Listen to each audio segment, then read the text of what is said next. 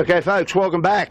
Sunday the 21st, the big finale of the JJ Giltinan appliancesonline.com.au, and a lot of spectators out here. The weather's the reason we're delayed. We had no breeze early, so we're about to get underway. We're inside the pre-start, crossing over to Bucko, and Mark Healy just going to set you up for today's activities. Mark and Bucko. Well, welcome everyone, wherever you're joining us from, whether you're from Australia or whether you're abroad, and whether you're watching us live stream, which is local time about 3:30 here in Sydney, or recorded version. Welcome. It's the last day of the JJ 2016. It's all going to go down to the wire. Bucko's going to give us the precise data in a second. Just to let you know, we have about 3.5 minutes till the start of this race, if indeed it starts on time. Bucko, scores and the weather, if you please. Okay, so rolling in here, presently Smeg leads with 13 points with a drop, and from Appliance Line 15 points with a drop. Two Bats tied for third, Got Love at 7 and Yamaha. And what that means is that for Appliances to beat Smeg, they have to beat them by 2 places and be in the front end of the fleet. We think that Appliances will struggle a bit today, pretty light air, but we also think there might be a bit of a tendance to them from Smeg. Smeg probably be happy with the wind strength, and I think there might be a bit of a fight, the Kiwis versus Gotta Love at 7 for third, and so we might see a bit of match racing action, which is not really characteristic of 18-footer sailing. So the wind, just a pretty soggy sou'easter, probably going to see average 5 to maybe 12. It will build a little. Tide flood all day. The beats will be long, and the runs will be a little shorter as a result. Bucko, we're on an easterly course. The breeze is all over the shop, as you picked out before. So easterly off this start line, straight up to Rose Bay, down to a wing mark off Clark, back down here, completes lap 1, then up and down, and then up, and then Spinnaker's set to the finish will wrap this JJ up. So buckle up, folks. It's getting pretty testy on this start line, as you can see. What do we got? 2 minutes to go, and there's the fleet racking up. We actually had 3 goes at starting yesterday, ended up on a black flag before we got away. We could see the same again today, but it's light and it's tricky, and there is a very large cruise liner about a couple 100 metres up first beat. We're telling the name of that cruise ship is a P&O boat called Aurora, so we're calling this Aurora Sunday. That'll come into play big time. Also, what's coming into play right now, the 2 Rosman ferries here beside us, Mark. They're boxing out the boats. Wow, it's busy, setting up.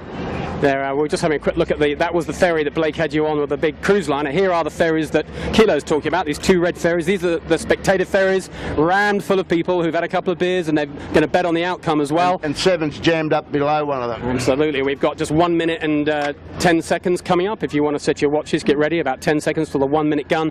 And let's have a look at the fleet. They're all lined up. This race is definitely happening. We're up to about, that's a 1 minute gun. The boat's pretty popular, Mark. Yeah, the boat's very popular. I mean, up to 30 minutes ago, we were not sure whether we would get this race off, but the breeze, Bucko, is coming just in time. Yeah, 7's got himself jammed. Rescue, bit of rain here earlier, but the breeze now probably fairly stable, really. Have a look where 7's got himself. Yeah, there is 7. Good call, Buck. He's going right into the ferries, trying to give the ferries a bit of a nudge, buying himself some time at the starboard end of the line, and with 40 seconds to go. Michael Coxon's doing. That's the story we've got to love at 7. That's right. Looking back down the line, down the pin end, there is Thurlow Fisher. They got the port tack start yesterday. They're going to take over. Oh, he's found himself some space. That's right down the far end of the line. We're going to keep our eyes open for Smeg and for Appliances Online. I think you're probably right. Cocko's jammed himself out. Look at this, we're just getting into a start. 10 seconds to go now. Cocko looks like he's just okay on the pin. The middle of the line, look, they're over. C-Tech looks like she's over. 7 tacks on the gun, just in case it is a clear start. Ooh, look at that, just the 1 gun. Who would have guessed that? How creative, I like it. Well, and they're, as we've seen before, Gotta Love at 7, very keen to get themselves onto port, out of all the traffic, and hopefully be sailing somewhere on their numbers. I'm surprised it got off. Cocko, what was your view of that start? Excellent. I thought 7 handled it very nicely, because it's going to be clear out on the right hand side of the track, and she just hung up there on the boat end and made sure she had a clear start to get away. So early doors, got to love it. 7. Clearly our overall champion for, what, 6 years now, but they can't win this series this year. It's impossible from their point system, but they're going to want to try and go out with a win, that's for sure. Quick chat with the 7 guys before the racing, saying that it's 50-50 whether they will be racing next year with 7 as their sponsor. And Sebi says he's kind of keen to keep sailing, but he's yet to have that conversation with the big fella and the sponsor. So we'll see what happens there. Down the far end of the line, the two key boats who can win it, that's Smeg. We're just starting to see them on port down that line, and got a little gap. I think we can probably pick them up just through 2 other boats. And Appliances Online just behind them. Not sure if Smeg had anything to do with that, but Smeg, early advantage for Smeg versus Appliances Online. 3. This is going to take a little bit of time to sort out, because the first obstacle is the Aurora, the P&O cruise ship, which you can't miss. So it's going to force these boats. Well, you've got to go one way or the other, and I think going to the shore side of it ain't going to help your chances too much. Smeg doing some turns. And Smeg doing turns as well. That feels to me like one of those insurance policies. Do you think they had an incident and thought, well, let's do a turn anyway? I mean, we didn't see the incident, but got a feeling that's the way the Smeg guys would handle it. Right up close to us here, here's Noakes Youth. 2 terrific days they've had. This looks like not a great start for them. They're very much second row at the moment. They must have had some kind of an issue on the start line. Notice that the Noakes Youth guys, they've had a pretty decent regatta, I think, Bucko, all in all, and they've actually been starting pretty well. I've been quite impressed by the starting. Yeah, they've showed some bits of great skill, in fact, and well, they found their feet coming along, haven't they? Yeah. They started off with a 31. That doesn't help. Guys, just looking at this wind here now, I think there might be a lane available on the other side of the ship here for the Brave, for the very Brave. Breeze back to the right a little bit, but built a little in the corner here, like we saw before the start, Mark. Well, David Witt's got himself a lane at least, a skinny one, but he's got a lane, whereas Smeg is eating a lot of dirt here, and he's going to have to put up with it for a while. Not helpful. Well, you guys have been talking about Smeg being the ultimate wrigglers out of a bad position. Well, it looked like they came out of the start pretty well. We didn't see what kind of an incident happened, but something made them do a penalty turn. They've done a turn. Assuming they did it fast enough, they will have exonerated. I'm pretty sure they did that. So now we're seeing Smeg, and up to windward and to the left is Appliances Online, the arch rival. If things were to stay as they are right now, which of course is deeply unlikely, that might well be enough for Appliances Online to win this regatta. Remember, it's between these 2 boats, Appliances Online and Smeg, that you're looking at right now on camera. They are the only 2 boats that can win this event. And Bucko's just been talking about the left of the cruise liner. Let's look to the left here on the camera. There is that big cruise liner, the P&O cruise liner. And Bucko, are you saying they might be able to get to the left-hand side of it? Yep, if I was stuck in the back of the pack here and eating dirty air, I would have a think about it. And as we see here, these guys are very bow down. And then pressure around the bow of the cruise liner here, which Appliances Online just into now. But, you know, the cruise liner is making a funnel between itself and the headland, I would think, as well. Why don't we ask Coco? He's probably got a view about this left corner. Well, if you were on the racetrack, Coco, what would you be doing? Would you be even thinking of going left to the ferry, or what would your plan be? I definitely would not be going left to the ferry. I think you've just got to get foot out into constant pressure, and then once you're in the constant pressure, just work it out from there. So it's like the race starts down below the cruise ship here. Well, how's my boat? Now, by the way, my podium today, I'll let you know, you blokes still got to put yours in officially. My podium today was ASCO to win. I had Aon second and Yamaha third. What do you got, you blokes? Well, let's start with our guest, Coco. You're allowed to have sort of first pick. I think you've already told us what it was, but tell the audience, who are you going for today's podium? Well, a good mate of mine who sponsors Rag and Famish asked me before the regatta started. We always have a standard bet on this regatta, and I went Smeg, 7, and then Thurlow Fisher for overall positions, and I'll stick with that, although I'm not looking that good on Thurlow Fisher at the moment. No. Nice one. Well, I'm going to go with Yamaha because they're so fast yesterday. I like the look of them. And I'm going to go with DeLonghi because... Sensational. Well, I know. I'm rolling the creative dice here. And I'm going to go with, totally counterintuitively, with Appliances Online because I just want to see what happens and let's see if they can sell in light airs. Bucko had already told us that people might go to left of the ferry. Looks like your prediction is coming true. Yeah, if you're eating gas and you're on, you know, 3 seats in row F off the line, you have to pull something out of that. Very nice pressure near the bow of the big ship here, so a little funnel at each end. There'll be a funnel at the back and a funnel at the front. So we're just taking a quick look at appliances online on camera right now. And Coco, what are you seeing? I was just going to point out as appliances really powered themselves up for today's race. We played with the rig, straightened the rig a lot, softened it, and they're definitely holding 3 strings pretty well with the rest of the fleet now, which they haven't been the rest of the regatta in light air. And in terms of powering it up, what exactly were you were in the boat part working with them just before the start? Exactly what were you doing with them? Well, what we did is we basically eased the rig tension off, so the rig's a lot softer to let the mast straighten up. Tightened the D2s, easing the rig off lets the forestay sag, so you get a more powerful headsail, a more powerful mainsail, and we took the top stays up to bring the tip up, which brings the middle each up with the mainsail. And just trying to grunt them up because they're a heavy crew with a small sail plan. And what you're seeing on the water with your eyeballs, is it playing out as you hoped it would in the park? Certainly they look more competitive boat in light airs than what I've seen the rest of the regatta. Well, they're crossing a bunch of boats. God Love It 7 did cross them. We remember God Love It 7 was the early tacker away from the starboard end of the line. Well, they crossed them and they have gone over to the other side of the ferry, but to windward of the ferry. That's their plan. But for now, we're looking at the right-hand side of the course. Asco leads at this point, and I think God Love It has sailed away from the pressure by going back there. They were flat out getting 3 strings. Well, these boats we're looking at. Yeah, your pick Asco, Bob's on fire, isn't she? Well, that's how you just got to know. You've got to talk to the horse. So Alcatel One Touch, have you seen much of them this series, Bucko? And the lighter stuff, maybe? Yeah, they've been close, but not able to quite get near the podium. But they've been sniffing around, and you know they're pretty, young crew. But the captain's a pretty crafty old fella, and he was looking forward to today. I can tell you that. Well, yeah, they're a development crew. Steve Quigley's just come back into this class. He won a JJ about 20 years ago, and good enough to do that.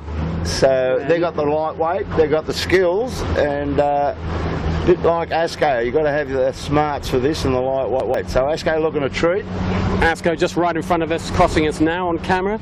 We reckon there might well be leaders on the water. Not much between them. Further hard right. Yamaha, funnily enough, looking pretty good as well. They're the most hard right boat. They're in a bit of a right shift. They look quite nice. In the middle of the course, you're looking at on camera right now. That's Yamaha. And to the left, them Alcohol One Touch. And there's Gotta Love It 7. We talked about them right at the beginning. Well, they tacked over into what Bob reckoned was away from the wind. And I think you're exactly right there, Bob. In the meantime, they've tacked 3 or 4 more times, as each time they come back on port, they don't like the look of the shift. They're finding it hard to get back this way. But right now, a bit of extra pressure for them, a bit of a lefty. Things might be working out reasonably well. So you're looking at the left-hand group. And the boats from the far distance, they are the boats that took the stern of this great big cruise liner. And those boats are Peroni and Furlow Fisher and Compass Global Markets and Yandu. Things not looking too bright for them at this point in time.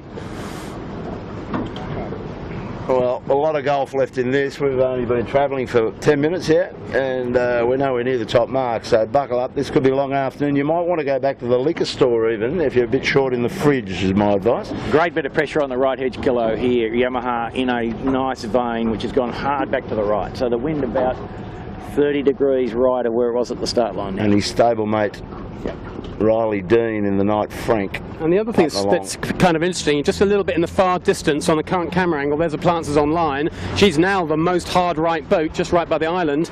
But what is interesting in the last few minutes off camera is Smeg, her great rival, has done the opposite of a normal good sniggle. She's actually tacked herself back through the fleet. Struggling to get out of the right-hand side. Just behind Yamaha is Smeg. You might just pick it up now. There it is. There's Smeg disappearing out through the gap. Well, she's tried to get out of the right-hand corner a couple of times, has had a bit of bad luck with wash, and then had struggled with the lane, and at the moment she's tacking about every minute, and then usually doesn't end up well. So maybe a bit of pressure on Bucko, leader of the series coming in, a lot of expectations, and light tricky day. Well, doesn't always go the right way, does it? The penalty turn off the start line would do it for you, wouldn't it? Yeah, pretty tough battle to get out of being essentially in the last row by the time he's done his penalty turn, and no lane available, I don't think. No lane at all when you look at the tape. So Sorry, Michael? I was just saying there's a little hook around Bradley's head where these back markers are bending up at the moment. So yeah, there's a split here, isn't there? On the right-hand side of the course, the guys we're looking at the moment, they look reasonably headed on starboard, medium pressure, nothing special. Out to the hard left-hand side, we won't look at that just for now because it's a full 180 turn. They've got a big left, that's a really nice left-hand lift near Bradley's head. So if you can picture that in your mind, wherever you're watching this, there is it's right in the right and it's left on the left. I think we've all been on a race course with that happening. Which side do you reckon is going to win out at this point, Coco? Where do you want to be if you could be? No one's in the middle, interestingly enough. Dartboard. I was sailing on the harbour yesterday and I didn't pick it too well, so I actually think you've got to work either side, but some guys like Asko's actually done a really nice job on the last 3 shifts. She's been in phase the whole way. There are definitely phases of pressure, and I think you just got to stay in phase. I don't think it's that critical which side you're on. You just got to be in phase with the pressure.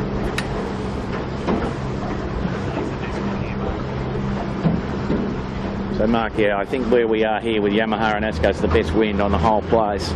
And it looks as if it's rotating back to the right, which is kind of what the Bureau model suggested it might do. So we're just looking at Yamaha, our winner of yesterday's race. Came from not deep, but maybe 10th or so, and wound our way up through the fleet, just kept picking them off boat by boat by boat. And as the wind got lighter, they got faster, and they clearly were the quickest boat yesterday. That was the small rig conditions, and we got caught out a little bit with the forecast. You'd have wanted a big rig if you could have had it yesterday, but Yamaha showed they could wind up their small rig. Well, we're all big rigs today, and there we're looking at Yamaha is probably first or second on the water. Asko and Alcatel, it's really between those 3. So the sailors you're looking at now were the most right-hand group. They're now moving themselves back to what is about the middle of the course right now, heading maybe towards the left. And you can see leader Yamaha, Alcatel One Touch, Asko, and Triple M. Asko just tacking, and just on port tack to the left, there's got 11.7 coming straight at us. Down by Bradley's head, I think pretty much you'll see on camera, a little bit in the distance, there's a Planters Online tacking right now. And an update I can give you on Smeg is that they are not with this group. They're definitely one group back. They're very hard right at the moment. And, well, we've seen them do it before, Bucko, haven't we? But it looks like a really tough course to wriggle your way out of trouble because there's wash, there's not enough breeze, there's bad lanes. This is going to be a tough one for them. Nah, not at all. Not at all. This is like getting up and having breakfast. Yeah, it's a walk in the park for those blokes. I don't know. It's a tough day, but we've seen them just consistently and reliably chew them up. Well, you heard it there. Kilo and Bucko, no doubt they're going to do it. I'm not so sure. What do you reckon, Coco? They're Smeg well down to leeward. We've said they've had an amazing week of recoveries. That's how they are, the overall series leader at the moment. They're Smeg down there. What do you fancy their chances of getting through this fleet? Well, it's interesting. They normally hold pressure pretty well because they're not that heavy a crew, but they look like they're a little underpowered from what I'm observing at the moment. The boat that actually is the fastest on the water here is 7. She made a tactical error before and lost quite a lot, and she sailed straight back into the leaders again. So I wouldn't underestimate how 7's going at the moment. So if we get a chance to look at them up close and personal, maybe you can give us a view of 7, Asko and Yamaha set up or rig. Any differences you see? Be interesting to see. They're clearly all pretty quick versus the rest. And so right now, well, we're heading into Point Piper. There is your leading group. You see them, Yamaha, Asko, 7, heading towards the $20 million plus mansions. I think an apartment's $20 million there, apparently. A decent house is another number altogether, so they're going to get a quick look at the expensive seats of life. And 7 decides to bail out a little bit. Knight Frank, again, we saw them early doors, pretty impressive yesterday, Bucko, but they sort of just didn't hang in with the leading group, did they? Has that been the story of their week? Yeah, I mean, it doesn't take much. Some small execution errors and a look, just have a quick look at Yamaha and Asko. They've become coming off this shore here, and they're down slow. Oh, underway again now. They're both going again now, and Yamaha's in a, well, they're both in a good spot there, Kilo, really. But 7 might have scratched back about 3 boat lengths there. Gets the heart rate up though, Bugger. Yep. The power, a little bit of pressure back in us, and you can see Asko, Yamaha 3 stringing now, fully powered up. There they are, and got to love it, 7 just got that fast forward left-hand position. No option to tack at the moment for them. Now looking back up the harbour, Bucko, any thoughts on what the weather's going to do? I mean, there's some cruisers looking up towards the east with plenty of pressure, isn't there? A little less breeze into Rose Bay, maybe? Yeah, no. This looks to me as if it's just turning right and obeying what the model says a bit, a little cooler, a little stronger air. So it might end up, you know, it's always difficult in this direction, but the breeze back to the right and building, and it might get to 10, 11 knots by the end of the day. Well, that would be interesting, wouldn't it? So a little freshening. So hopefully we're thinking that this race is going to get better in terms of firm and more predictable breeze rather than the other way around. Just a quick overall look at what's happening on the bigger picture of the race course, where you can see the leaders in front of you. There's God Love at 7 on camera right now. She's pretty much just to the left of the camera. She's probably in 3rd or 4th. But behind her, one boat that's made a huge recovery is Thurlow Fisher. She was very buried off the start line, took the back end, I was about to say Aruna, where the back end of the ferry of the big cruise liner, came up that side, was deep, but they've hit the hard right corner. They're coming up through Point Piper right now. She's almost up to the leading group. Huge recovery from Thurlow Fisher. Hopefully we'll have a chance to have a look at their setup. And not quite so good from Appliances Online.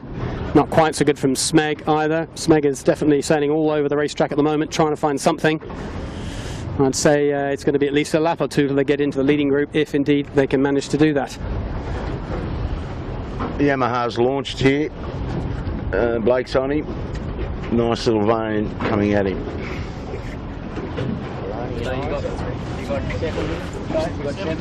Yep. Just going to quickly move ourselves out of 7's way. So we're looking up, that is Rose Bay. You're looking up to there. That's where the women mark is, up there a bit to the left, but that's where it is. Yamaha definitely leading. We've got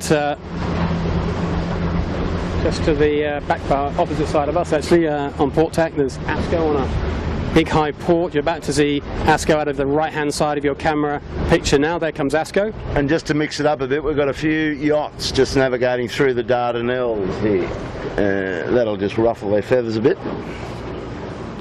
Yeah, and these kind of conditions with traffic and waves and cruisers, an awful lot of this is a cool head. It's not just about boat speed and what your settings are, it's just keeping calm and collected. It's not an easy thing to do, is it? I mean, sometimes, Mark, the blissful ignorance of the other harbour users is pretty astonishing if you're on one of these things, but anyway. Left shift coming through now. Yeah, middle of the course, the update is that Smeg are on a bit of a roll. They've got their tack fest out of their system and they are now crossing ahead of Appliances Online. They took pretty opposite paths up the middle of that beat. And then I'm just seeing Smeg just tacking at the moment right on top of Appliances Online. Well, no big surprise there. So we're looking at Peroni at the moment in front of us. To the left, little bit, you'll see a fast charging Thurlow Fisher. Just go a little bit left there, you'll see them coming into the shoreline. That's the black logo on the beige looking mainsail. There's Thurlow Fisher going into the land. They were truly close to dead last, just off the start line. Massive recovery from them, but that's the kind of day it's going to be. There are options on this race course. Come round to the front, Blakey, you got Yamaha well across, so that might have been closer. Yeah, that's our first and second, I think, Bob, isn't it? ASCO and Yamaha, they've been 1-2 for a while now. Bob, they're not happy with it. Not happy, Jan. Well, yeah, that's racing on the harbour, isn't it, unfortunately? Wherever you go, you're in someone's way.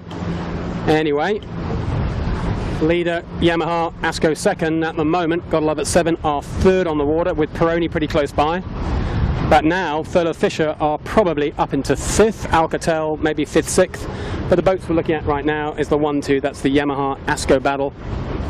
The women mark is only about 150 metres to the left of Yamaha, where they're probably about a minute or so, maybe 2 minutes from rounding the top mark for the first time. And maybe the easiest prediction was to say Yamaha are going to have a great day after what they did yesterday, and it's come about, isn't it? They've got speed, decent start, sailed pretty smartly up here, and to my eye they're just extending as they go. Well, this is the completion of one leg of this course. A lot of golf left to do, and overtaking lanes for Africa going back down. The Smegglers will enjoy that for sure.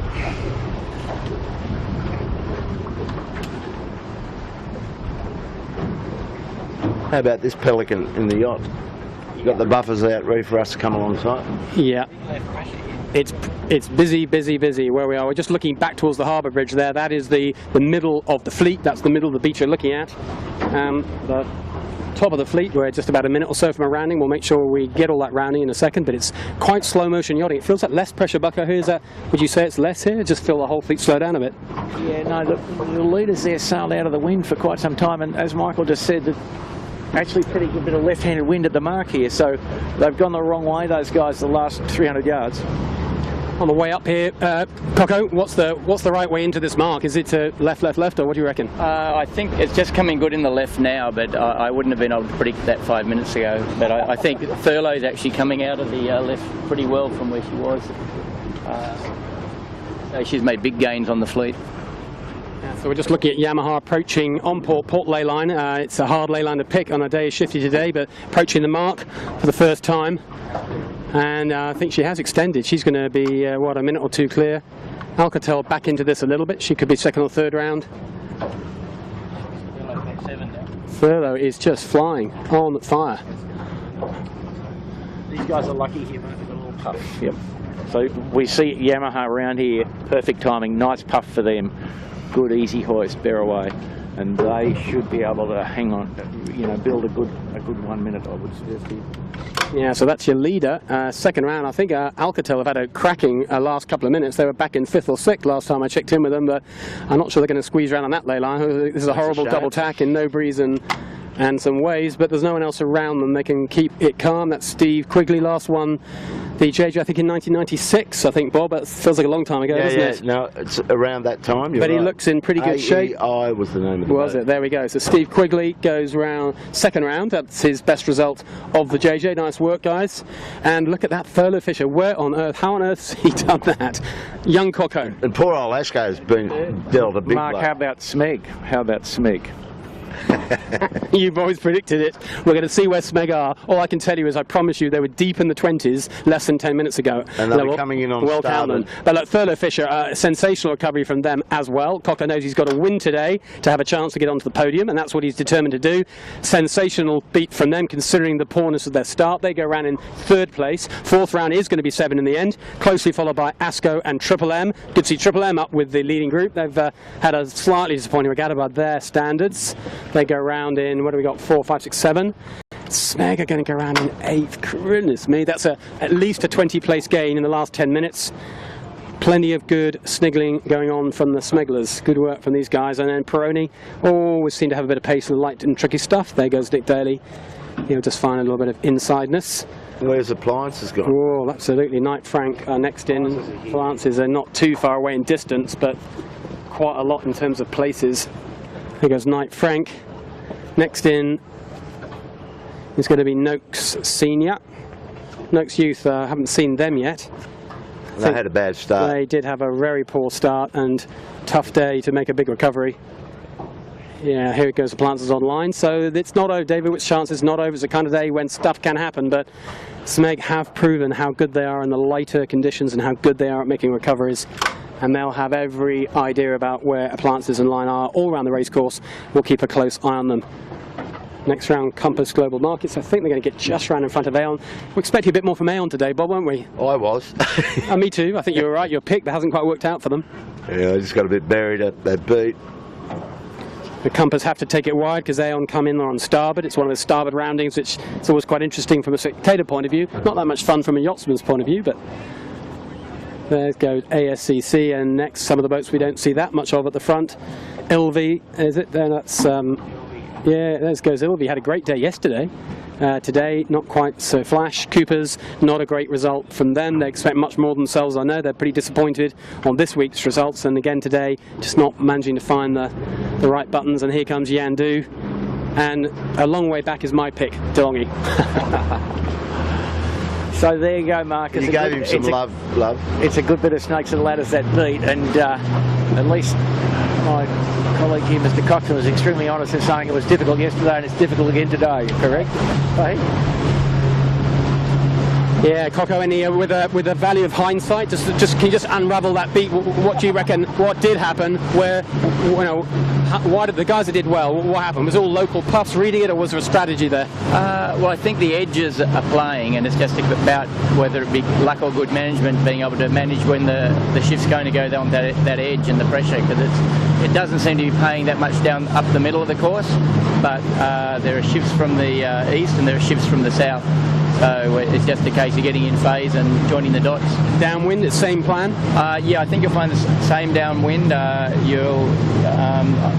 interested in some of the boats Jibe set there, and I think that probably would have been pretty good because it was already in the east when they went round the mark. But they're just coming back again now. So the boat that Jibe set was Sean Langman, and he's actually made quite a big gain on the fleet. Michael, where Yamaha's going strikes me as potentially dangerous for them. No. But it's fine. Others would disagree. Kilo disagrees. It's fine. Now, am I right? You've got to go down to the buoy wing mark, of Shark Island. You've got a short memory, Bucko, because that's where Smeg... I'm happy. I think you'll get a little localised acceleration on that point. You saw Smeg the other day, yes. But you've got to go right in to get benefit of it. Yeah, that's okay. And but I don't know that he went quite far enough myself, because he got that little localised sea breeze on the land there.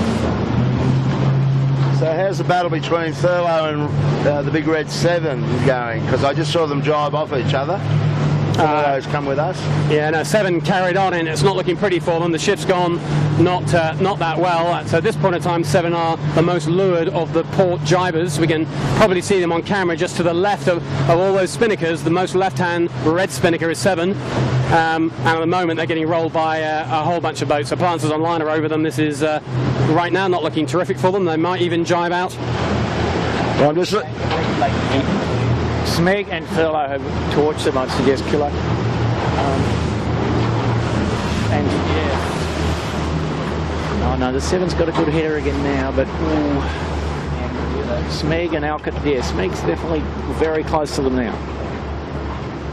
Well, the leader has just pushed on further, the mighty Yamaha boys. They've just extended right now. Bit of pressure off Point Pipe. I just seen Thurlow Fisher went right into the bricks just behind us, right off the big mansions. Looked like he's popping in for a cup of tea into one of those windows. Jived right off the rocks, has come off out on a lovely bit of pressure. Decent heading too. Just still around to the right here. This was fill in our viewers of what's going on, bigger picture. That was Yamaha you saw. So here is Alcatel, one touch. He's probably second on the water right now, but just behind Thurlow Fisher and Triple M. Look at the two boats locked together. Thurlow Fisher desperately hoping to keep her air clear just ahead of a spinnaker, and they are charging along on a really nice angle. They've just come right off the bricks off Point Piper. Behind them in the distance you can see Smeg, the right-hand red kite, and just ahead and well up to windward, gotta love it, 7 in what looks to me, Bucker, like no breeze at all. Yeah, cannot go into the lee of Shark Island on this bit here. You've got to stay in the funnel, and they've caused themselves some injury, unfortunately. Well, that's the group behind. The Yamaha is out and launched at this point in time, so we're just going to ignore them for a second. We'll catch them on the rounding. This is the group that are fighting for the 2, 3, 4. In terms of the overall, Smeg and Planters Online, well, I think it's switched around again. I got a Planters Online crossing ahead of Smeg. After all that, can you believe how much it's getting mixed up? Back towards, if you look towards the middle down, it's hard to pick up on the camera. A Planters Online, the big kite saying legendary service. They are on starboard. Smeg has just passed behind them on port. 7's committed hurry-curry over there, Mark. They've got nowhere. Did you see it? 100% right, Bob. That's I think what Bucker was bang on point. He just said into the lee of Shark Island, not a good manoeuvre. And they probably lost 10 places or 15 places in the last 5 minutes. But the middle of the course, well, Planters Online and Smeg, they were basically bow to bow coming together there, and Planters Online crossed ahead on starboard. Well, yeah.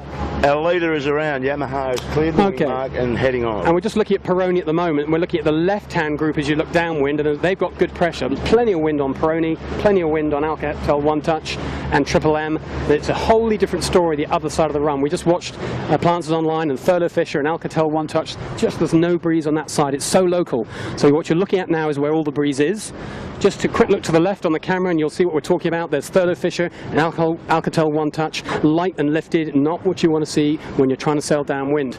So all the breezes in front of us. Triple M have sailed a fantastic run so far, as have Peroni. You're about to see Triple M coming on camera on the right-hand side of the screen, and they are rounding the mark. That little orange buoy in the other side of them, that's the mark rounding. No one going too close to it.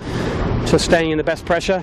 It's kind of about pick the pressure, Bucko, isn't it? I mean, it's easy for us to say, but you've got to find the gusts. Yeah, it's just a game of find the wind, most of it in this condition downhill, and the angle doesn't matter too much. If you've got wind, you can always jibe. So I've got Peroni and Triple M vying for second, Asco fourth, and we've got Noakes Senior, Go You Good Thing, Sean Langman, lightweight crew cruising through that mess. They're in good shape, and our leader is looking soft out there, Mark. Get a look at him. Yeah, you're right, the leader is looking soft, and I'll just look at them in a second. Just the latest on the Smeg Appliance Online battle, which is pretty intriguing. Well, this time Smeg have just crossed Appliances Online. There they are on camera now. There's the buoy that they're all going round. Appliance Online is going around the buoy right now, and just ahead of them, guess who? Smeg. Just 2 boat lengths ahead, with Thurlow Fisher to windward of them. So it doesn't take much. Just think how often the places have changed in the last 5 minutes. Well, depending on which boat you are, which supporter you are, you're just going to have to hope the change happens as they approach the finish line in your favour. But not much between them. One thing I guess I would say, Bucko, maybe too early to be conclusive, but it does look like Appliances Online are more competitive today in these conditions versus certainly Smeg and the fleet than we might have expected. Yeah, no, Rocco's tweaking has helped them, and the Smeg has looked a little bit nervous, to be frank, so some of their execution hasn't been quite up to their normal standards, but it's a tricky day. As we can see, the puffs are about 10, 11 knots and the lulls are 5 to 6. So 2 more minutes into the wind and suddenly you're 20 boat lengths to the good. As Bucko was saying that, Smeg just got rolled by Appliances Online. As you said, their execution maybe on the big day today is not quite up to their usual standards. And one boat we talked about a lot at the last mark was Gotta Love at 7. Well, she has had a run from hell. She's about 20th now. That doesn't mean she can't pull it back again, but she just got the wrong side of Shark Island, went right as you look downwind. That didn't work for them at all. So she's deeper than deep. Well, that's just a completion of 2 legs. We're on our 3rd leg of this easterly course, and as far as JJ Giltinans go, fellas, this is quite entertaining. We've got a set up with the 2 leaders going hammer and tong, and that will continue to happen until somebody can arm wrestle the other bloke into the toilets and lock the door. So you've got a great one here today. I hope you're enjoying it. Aurora Sunday, and the big Aurora is just coming abeam with us. Well, two key boats, Appliance Online, Smeg, they're actually 8th and 9th on the water right now. That's fine for Smeg, not good enough for Appliances Online, because with the arithmetic, they have to finish 3rd or better to be able to win. Smeg have to be 2 behind them. Doable from here, for sure. 3rd, that means they've just got to, overtake another 5 boats. There's about 5 or 6 boats, no more than 100 metres or so ahead of them, so it's doable. But let's remember, Appliance Online have got to get to 3rd or better. We're looking at Asco in front of us right now. That's the red spinnaker. Just to the left, they're the leaders. Triple M in the black spinnaker, then Peroni, and the leader of this race, Yamaha, in the distance, looking like she's laying on this starboard jibe. The buoy, they kind of have found a bit of pressure down here, Bucko. Yeah, no, the same old northeast bend that we observed off the line. So, you know, they've bent left about 25, 30 degrees, and good pressure near the bow of the ship here as well. So we see Smeg and, looking back, Smeg and Appliances very close to each other, and to some extent on the wrong side of the header. Yeah, exactly. And a bit of a gust. We've got a camera on Asco, and a lovely little puff they've got, and just behind them, Noakes Senior have got the biggest gust of the day. They've had to, just there on camera right now, they've had to bear away 40 degrees for that one. And you'd have to think that, I don't think that's a totally private breeze. I think Thurlow Fisher to the left of them are going to get much of the same thing.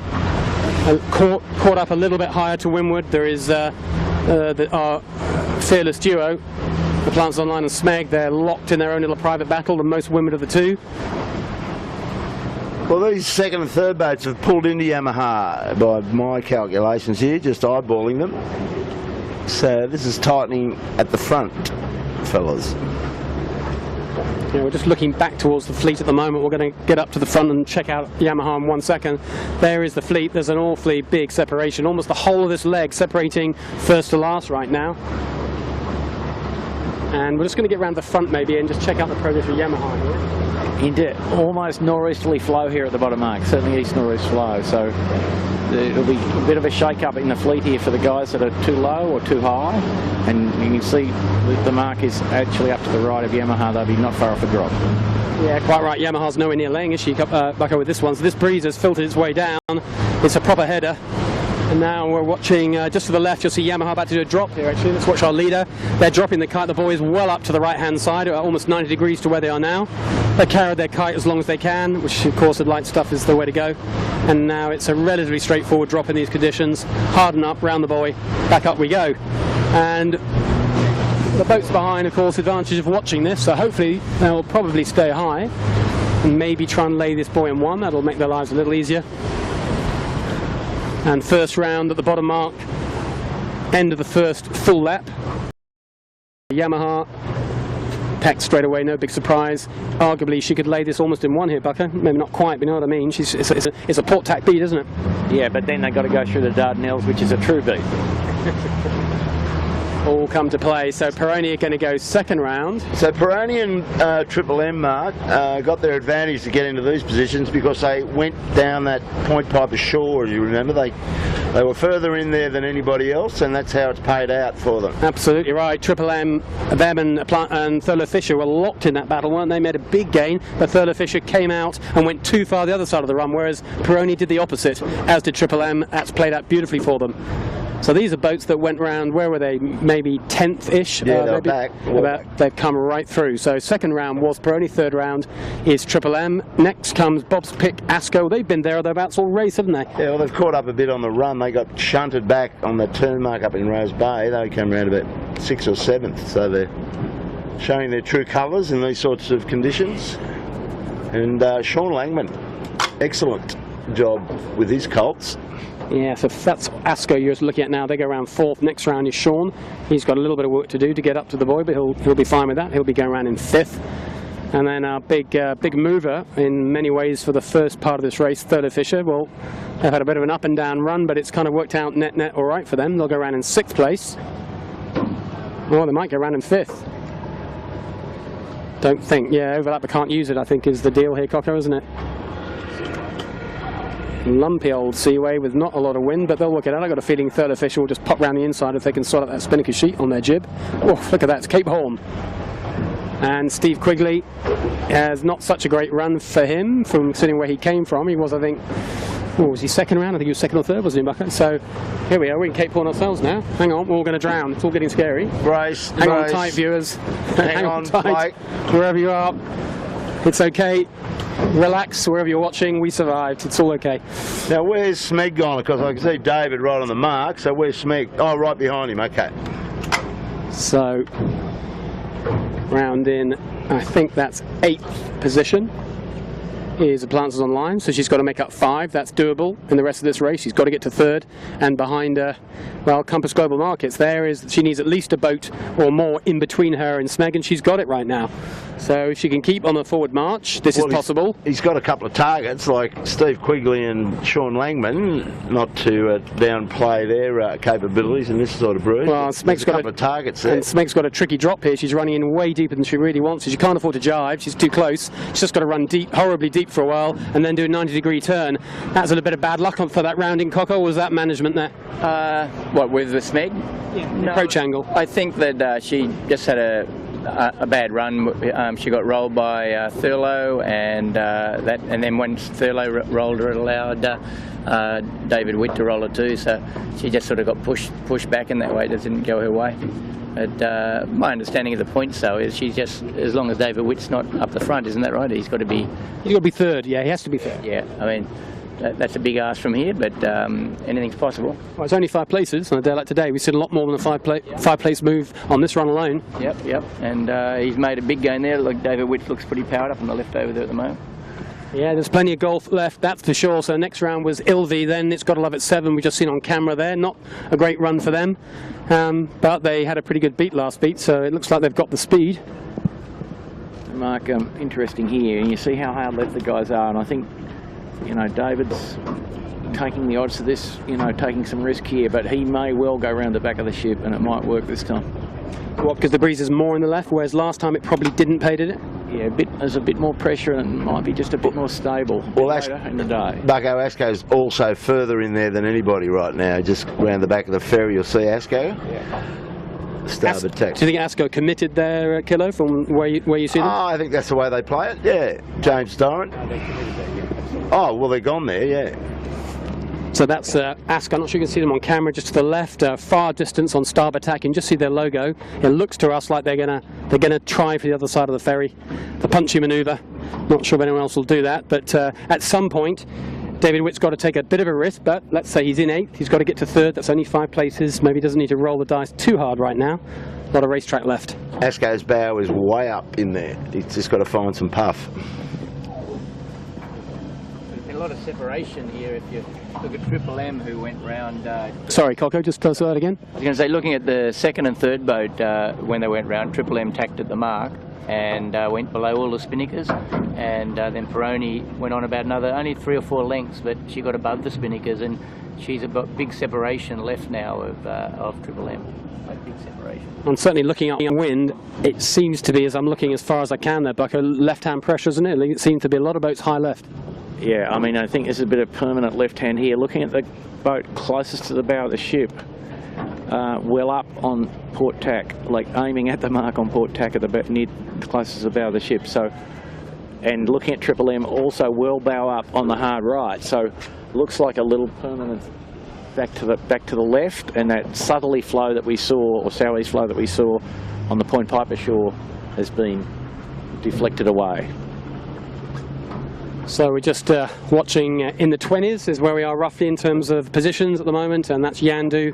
We just saw Next Youth go through there, having a tough day to recover from that start, first for whatever happened on the start line for them. And Kitchen Maker, his C-Tech 4 up today, probably not ideal, is it, for all sorts of kinetic reasons and maybe weight reasons. Not sure whether Alex Failing would choose to go 4 up again. He was a lot more competitive last year, wasn't he, with a 3-up crew? We'll have to see what decision he makes, but pretty radical thing for Mark, their total crew weight is 300 kg. Oof, that's 4 heavy. equals 300. Yeah, that's probably too much, isn't it? So we're going to motor ourselves back up through the fleet. This is the back markers. Don't worry about that Smeg spinnaker. That's an old one. Hand me down to British Boat Appliances Online, or LED, I think is they're currently called for this regatta.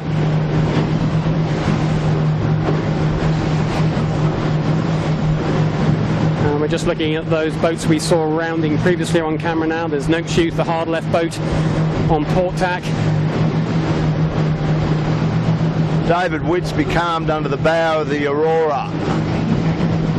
Stopped at his tracks. Not much wind near the tanker here, Mark, so David, you know, probably in 2 minds about whether to go around the back of the ship or not, and got too close to the ship. Big lead.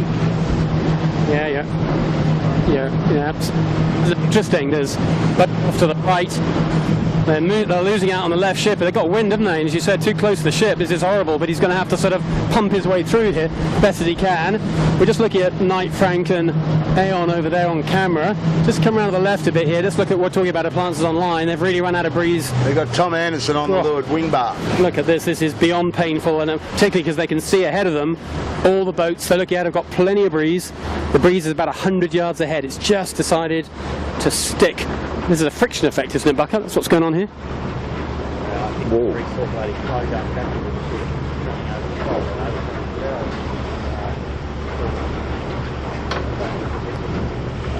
But nice pressure at the bow. Come on. We'll have a look around the other side. Yeah, well, Asko should be doing quite nicely. Asko's there. Asko's done quite well, but guess who's done well over this snake?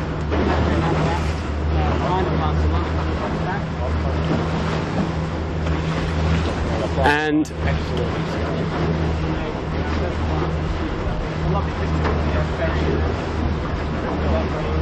Asko's low and slow. Ooh. It's a painful sort of journey. Sorry about that little microphone problem, but we're back on now. So we were saying Appliance Online, no wind whatsoever, you can see there. Now look to the right here, let's pick out Asko. That was the brave bunny who decided to go the other side of the ferry. There it is, that's our singleton. Nobody else was prepared to try that. Not sure it was the best manoeuvre, Bob. No payoff, brother. No fun tickets in there. But important to the overall regatta is whilst all this has been happening and Appliances Online are still hanging around in no breeze whatsoever, they're technically going backwards right now. Smeg, just a few hundred yards to leeward, sails straight through her lee, and Smeg is now probably in the top 5. Massive recovery already in this last little bit of beat. She never stopped, that's for sure, never found the level, and is moving forwards nicely at normal upwind speed. I'm just going to bring you around the front of the fleet. Here we go. There is in front of you our leaders. I think you can probably see Smeg, and you've got Triple M here, you've got Alcatel One Touch, and a little bit more to the left. If we keep going to the left, you'll see there's Thurlow Fisher coming into camera right now. Peroni's probably got the better of Thurlow, so that's Yamaha, Peroni and Thurlow. 1, 2, 3. That's right, more out the very, very front of the fleet, of course, is well, Yamaha, Peroni, hard to call it, isn't it, Bob, between those two and Thurlow Fisher, but in overall terms, the key thing is that Smeg is up and with this group, and at the moment, Appliance Online is still becalmed in front of the ferry. This is probably the defining moment of the 2016 JJ. It was always going to be a bit of an ask for Appliance Online to get back today, but it was absolutely possible, and at that bottom mark, it was looking, maybe not probable, but definitely had a shot at it, but as of right now, they're in deep trouble. Smeg look like they've got one hand on the trophy. Both hands, I'd say, Bo. Well, we've still got a long way to go, fellas. David probably went aboard that. There was an afternoon buffet on the Aurora this afternoon. David's pretty good on the tooth.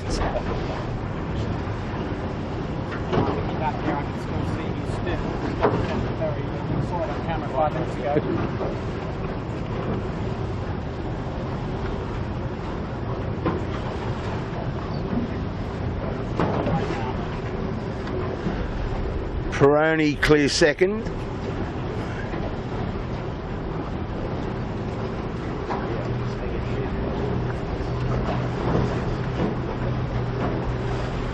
Alcatel is not going to go away today. It just suits them down to the ground with that light crew weight. Doing a good job of connecting the black dots. So he's going to persevere with this. Why wouldn't he? So there's our 1-2 Yamaha and Peroni. I think Coco's going to go all the way to Point Piper here. He liked it last time, didn't he, downwind? He's Yeah, maybe going to go back to the same house.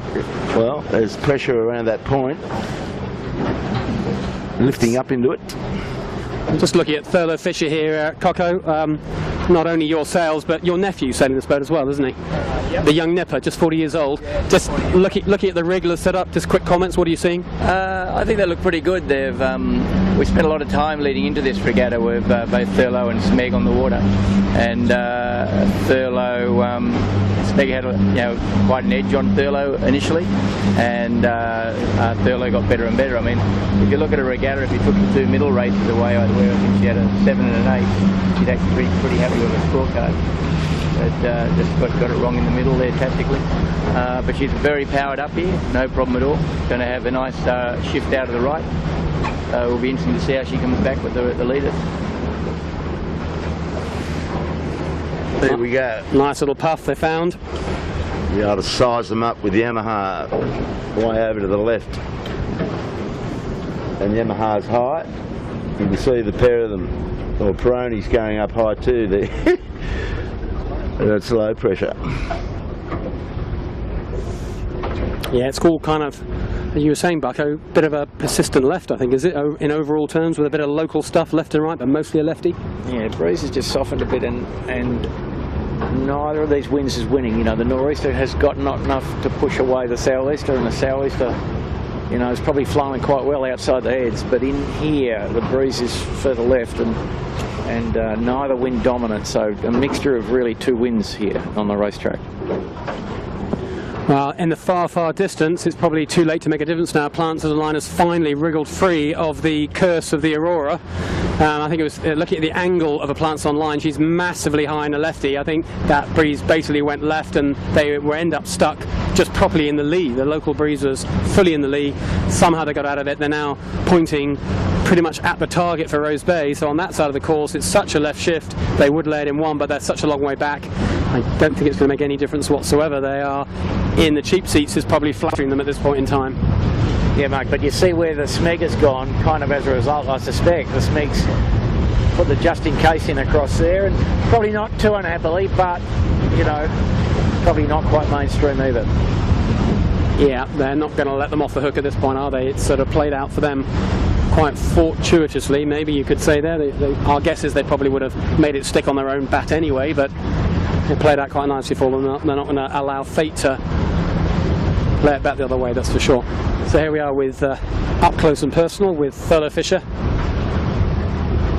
It's been a few years since Coco won a JJ. I'm trying to remember when it was. It was as Fiat, wasn't it, Michael? Was that right? Last time he won a JJ? Yeah, I think it was with Fiat in the second year that Seven got in. I think Seven won it the first year, and then Fiat won the second year. They were sort of tuning partners. Michael, he's a classy operator. He's got a great crew.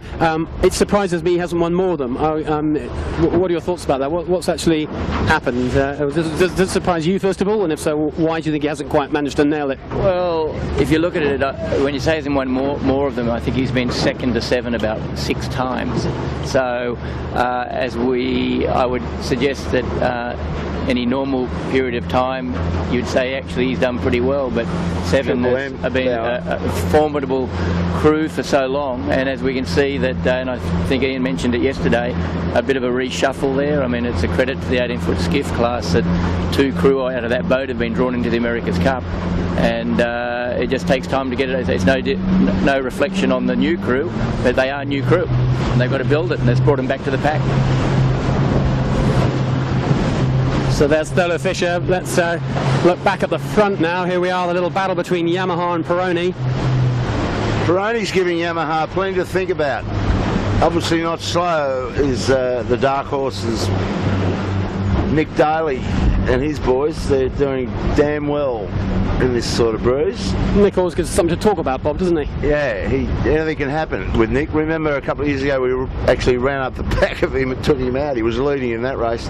Not something I like to remember too much, but you noticed I've sort of keep on a different course to him. Away, you're not quite sure what's going to happen next. But he has his best performances have always been in the light to medium, I think it's fair to say. But he's fully competitive in light to medium, less so when it gets fresh. But in this stuff with that rig works well, and I don't know which buttons to press, so they're going along very nicely indeed.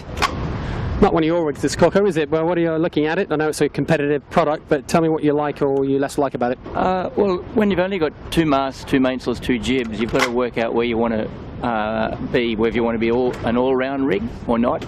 And those sails are very, very powerful, very deep, so they work well in the lighter air. But you'll notice that they also go off the pace very quickly as the pressure goes up.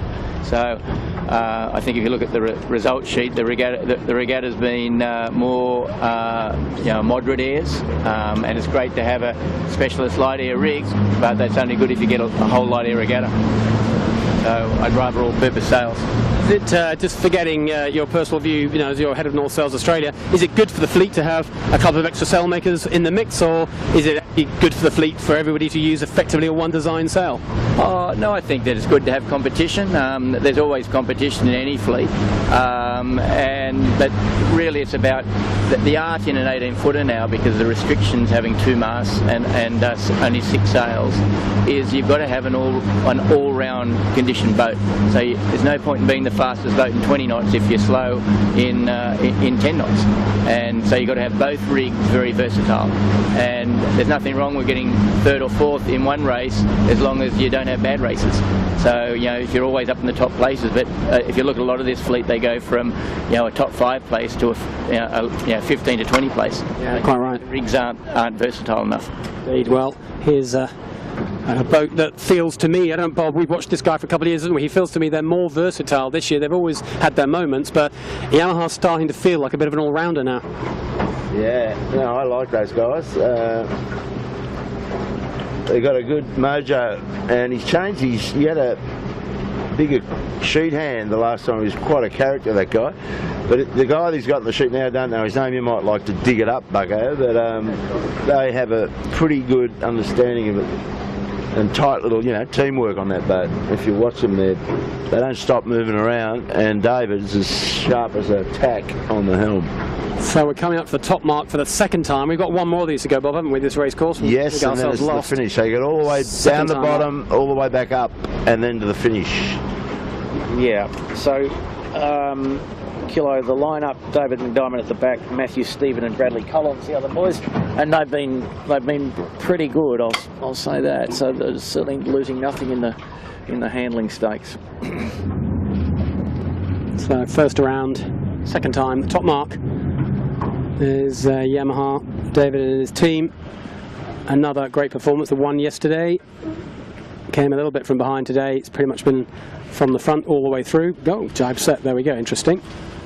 Likes to look at the pressure of his right shoulder, and he's right, there it is. Nice little recovery. Came a little bit faster than expected there for a second, and they're off in a lovely puff.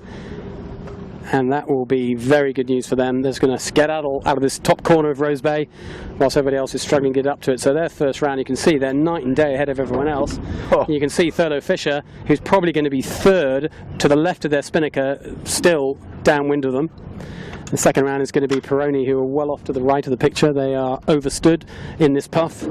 This lefty, they're way overstood. They'll be too slow reaching in here.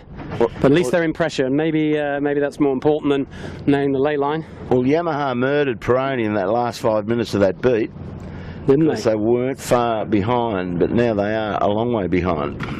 And even Coco was closer. The rich have got richer. They're just picking the puffs, Bucko. Is the story again?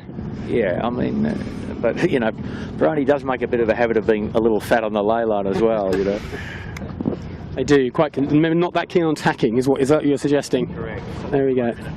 Just where it looks more, doesn't it? But there we go, just 1 minute. Peroni's. It's about 2 minutes without wind and 1 minute. Yeah, just say it again, Bucko, because that's 100% right. Just to talk about the delta there.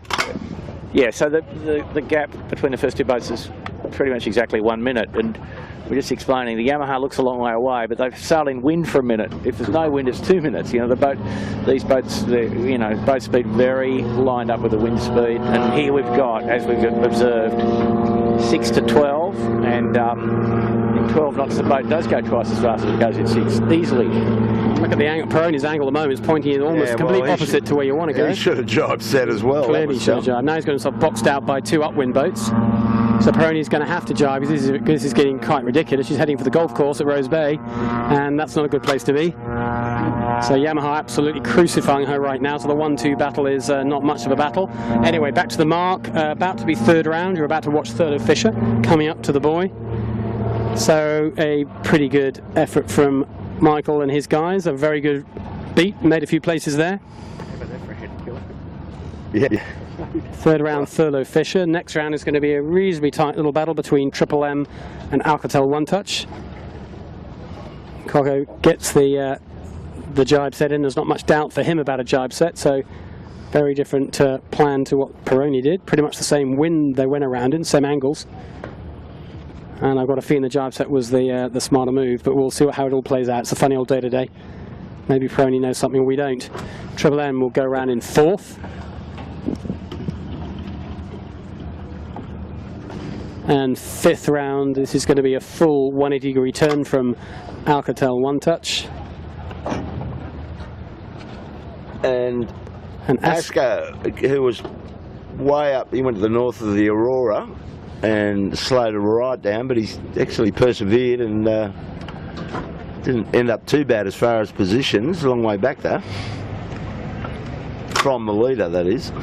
Yeah, he's a bit way back, isn't he? He's having a decent race there. I mean, tough day for sure to keep your placing. Easy day to go ups and down. Pretty hard to stay in the same place. There goes Asker. They'll go round. Pretty sure what they'll be doing now. It's become a jibe set fest, hasn't it? Well, we can sit here and give them points for their jibe sets. So it kind of, there's this light, sometimes it gets trickier than when it's fresh, isn't it? There's almost not enough breeze. It's a bit of ballet, this Coco, isn't it? The light jibe sets are an art all of their own. Yeah, it's the breeze is really dying out here, so the jibe set may go back out of play again. I think it's going to start to swing back to the right again shortly. Softer and softer. So that's right, the top of the course here, it's gone very hard left. You can see from the approach angles of the boats, but it's definitely lighter.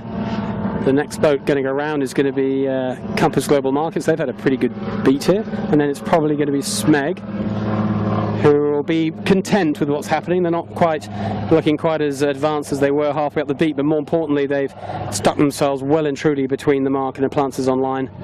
And they've made a net gain on Aplances Online, a massive one. Clearly, Aplances got stuck behind the ferry, but then, as Bucko was pointing out, Smeg traded off a little bit of their lead to make sure they sell in the same piece of water as Aplances Online, just keeping it nice and conservative. At the moment, they are the on-the-water regatta leader, and as things stay as they are right now, they will win overall, which is what we think is going to happen. They've had a pretty outstanding series.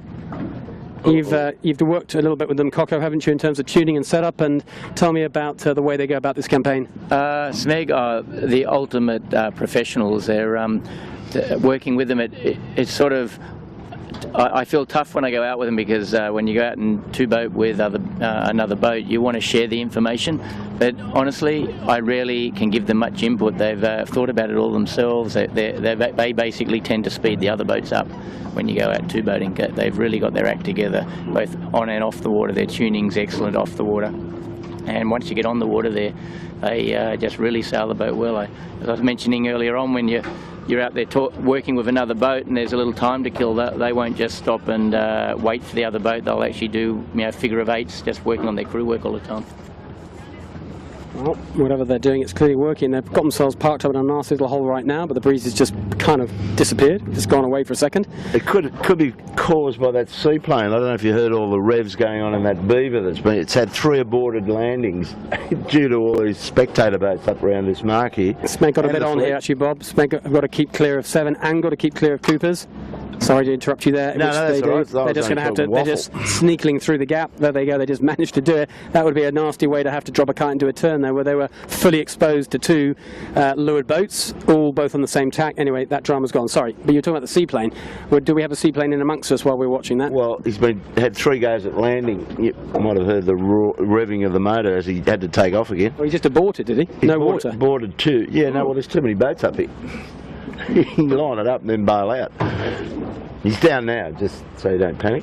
Okay. Took a different spot on the harbour. So Smeg had that very slow exit out of the buoy. They've actually got some breeze now. They're often motoring, but it was very slow for them. And then we had Noak Senior went round and made a nice job of just a bear away set. Got love at 7, done the bear away set as a Rag and Famish, I think. That's the right move. It's gone back to the right, the breeze.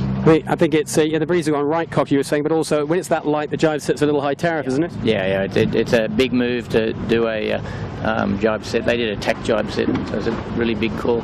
But I think the shift's just going back to the right, and the breeze is filling in on the southern shore again. It's all freshening a little bit now, back up to a half decent bit of pressure. The one thing that this little weather change has made a difference is Aplances Online, who are just off to the right of the camera now, who are not probably another 3 or 4 boats before they go around. They are, at least in physical distance terms, a whole lot closer to Smeg, just because Smeg's been very slow to exit out of this top mark in that light patch.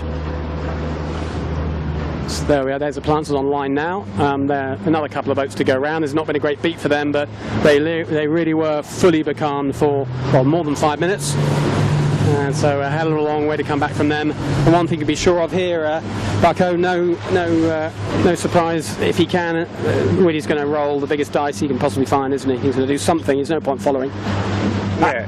He's nothing if not creative. So, and him and the 2 boys, they're pretty cohesive unit and not afraid to take a bit of risk. There's Smeg just on camera now. Just going to have to work their way through that little bit of wash, but they'll be fine with that. So they've actually, as we're saying, kind of lost quite a lot since that top mark. They just happened to get to the top mark at exactly the wrong time for them, and everyone else behind them came with more breeze, but more importantly, they don't look to be panicking and getting too hassled. The only thing that really matters is that Aplances Online are currently, if I count them, 1, 2, 3, 4, 5 boats behind them. when appliances on line need to be at least 2 ahead and in third or better. That seems an unlikely scenario from where we are right now. So, okay, let's have a look at the front of the race here, Mark, and right down on Clark Island is Thurlow Fisher. He went around in what, 4th? He jibed set, as I recall, and he's found himself right down there. I can't see Yamaha, I can see Alcatel fully arced up in a nor'easter-ish. So it'll just depend on how this new pressure line has come down. So the wind in this other corner over here is solid nor'east now, and the guys with spinnakers not laying the bottom mark, so they have to sail up, and the race leader is aimed as we speak at the southern pylon of the harbour bridge, when he wants to actually aim above the northern pylon of the harbour bridge, to give you an idea. So the sea breeze has filled in over the hill around the Aurora, and out of Taronga Zoo, we call it.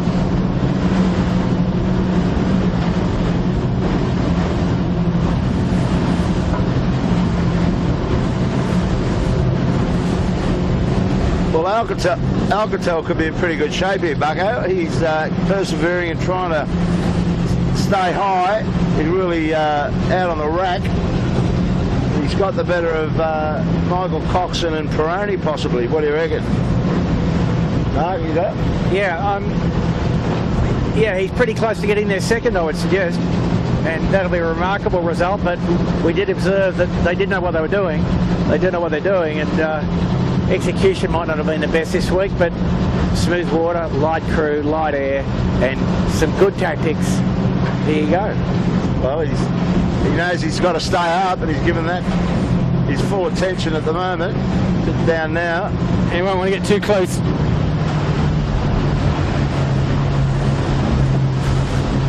He won't want to get too close to that ferry, will he? That's for sure, the big ferry, the one that Willie got parked under. I think there's enough breeze maybe now that he'll be right here, Buggo. Yeah, I think he's about the right distance off. I think P&O might be a bit insulted by you calling it a ferry, though, Mark. Yeah, no, that's the Aurora, brother. Is that better than a ferry? I know, Bob, you are the expert on the cruise business, I know. Yeah, well, it's half the size of the Queen Elizabeth that was there yesterday. So we can call it relatively, it's a ferry. It's a ferry compared to that. Yeah, exactly right. So the story at the front can be harder, the visibility to sort of see exactly what's going on here, but what's for sure is Yamaha are still very much our leader. They're going to have to drop their spinnaker and take a hard right turn at some time in the near future. And second is either the boat you're looking at right now, Alcatel One Touch, or it is Peroni, who are to leeward and slightly ahead. Just going to depend how this puff goes and when they drop and how they execute it and all those usual variables. But that's the top three. Not far behind is Thurlow Fisher, just off to the left of our boat right now, about 50 metres to the leeward, to the left-hand side as you look at the picture. So Coco is very much in that particular mix. That's the 1, 2, 3, 4. And then there's a very big gap back to Triple M, who's 5th, and then an even bigger gap to what I would loosely call the peloton, and that is headed by Asco, and the other front runners in that group are Nope Senior, 7 actually back in that pack. I can see Compass Global Markets, I can see Mojo, and behind that is then Smeg is that group as well. That's quite right, Bucko. Smeg are in that group, but then there's another gap before the final group, which is the Planters Online one. But there's some big distances. There are still boats that have only just gone round that top mark, and down the other end of the course, Yamaha are not far off rounding their mark. So this is stretched out hugely. Breeze has all gone hard left into almost a full northeasterly, and if it's all starboard down here, Bucko, it's going to be all port on the way back. Yeah, and some interesting challenges, but as you'd observe, just a sort of a neat split down the middle of the harbour, you know, east northeast on this side of the split and southeast on the other side. But this might have enough strength to push it away now, but not too far to go in the race, and I don't think there's going to be too many big shake-ups, but it makes it pretty straightforward for the Smeg. And also noting that the Yamaha's got a good clean lead and is going to end up 3rd in the regatta as things presently stand. Michael Coxon's about to give the Alcatel a bit of a stitch up here with their heavier crew weight. Just to the left here, look at it, they've got a nice little one-on-one. It's kind of a hard to find an overtaking lane here, but they're going to try.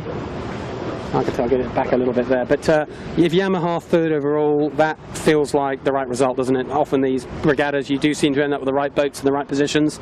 And from what we've seen, Bob, what do you reckon? Do you feel that Smeg and Appliances and Yamaha is sort of to feel like the right 1, 2, 3 from all the stuff you've observed over the week?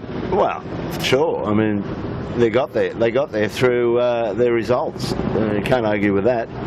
David would have dearly loved some fresher wind. He was outstandingly powerful in those fresh days that he won. And but he still had to fight for those. He didn't get it all his own way. It wasn't one of those victories like Gotta Love It used to have, where they just get the wheels spinning and disappear over the horizon. So it's been way tougher to fight for points in this one, which has made it what it is, a great event. For sure. Whilst we've been watching further here, Yamaha have got round that bottom mark for the last time, so they've immediately tacked on the mark, as you'd expect, on port tack, heading back up the beat for the last time, back up to Rose Bay, and then from then it's just a reachy run to the finish off Double Bay. So a little less than a third of the course to go. Yamaha increased their lead down here. Not quite sure how they did it. We were a little bit involved at the middle to back of the pack, keeping our eyes on Smeg and Appliances online. The Yamaha just stretched out nicely. Second round, Peroni, pretty good run. We observed that they went what looked like a kind of radical course after that top mark and didn't jibe. They just kept reaching on into Rose Bay, but didn't work out too badly for them. Well, it looks like they've caught up even to me. Yeah, do you think? Yeah, maybe it looks like same as, but decent run from Peroni for sure. They're showing that once they get to the front, they're quick enough to stay there, certainly in these conditions. A nice job from Peroni and team. And nice little battle here, Alcatel versus Thurlow Fisher. This will be a good little test of boat handling. Thurlow Fisher, one of the best in the business for boat handling. And we're about to see where we reckon they are on the score sheet of boat handling. Well, this is Trent Barnabas's forte, this one. Yeah, so they've got to put two people in to get it down. You watch Trent up. So they can sail the boat. Not that there's a lot of wind, but Trent, Lone Ranger on that one.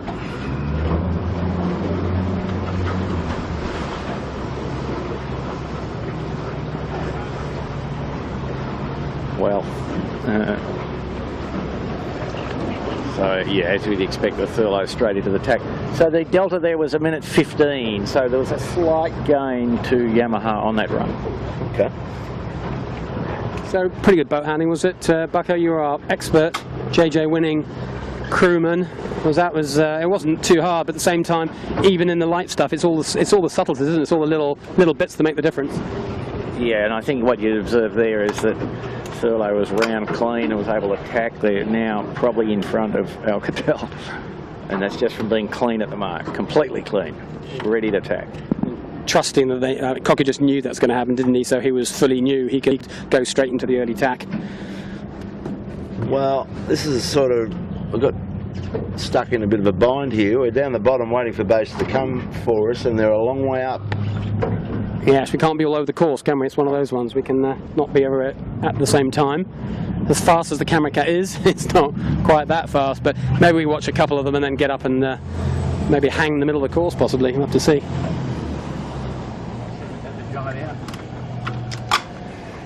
Yeah, interesting. Looking at we're just watching Triple M go round her, and then we'll see if we can get a long camera up to the middle of the course and tell you what's going on. Coco was just telling me that there's a bit of looks like a breeze shift in the middle of the course.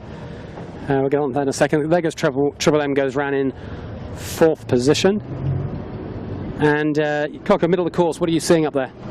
Just think it's been in the left, quite hard left, and it's just starting to pan back to the right again. We've watched the leading boats come down very tight shy, and now we've got Gotta Love It 7 has jibed in the middle of the track as the breeze is lifted, trying to get around the ship. It's going to stretch the fleet even more, isn't it? The middle, getting richer all the time, and not so much in the middle of the course.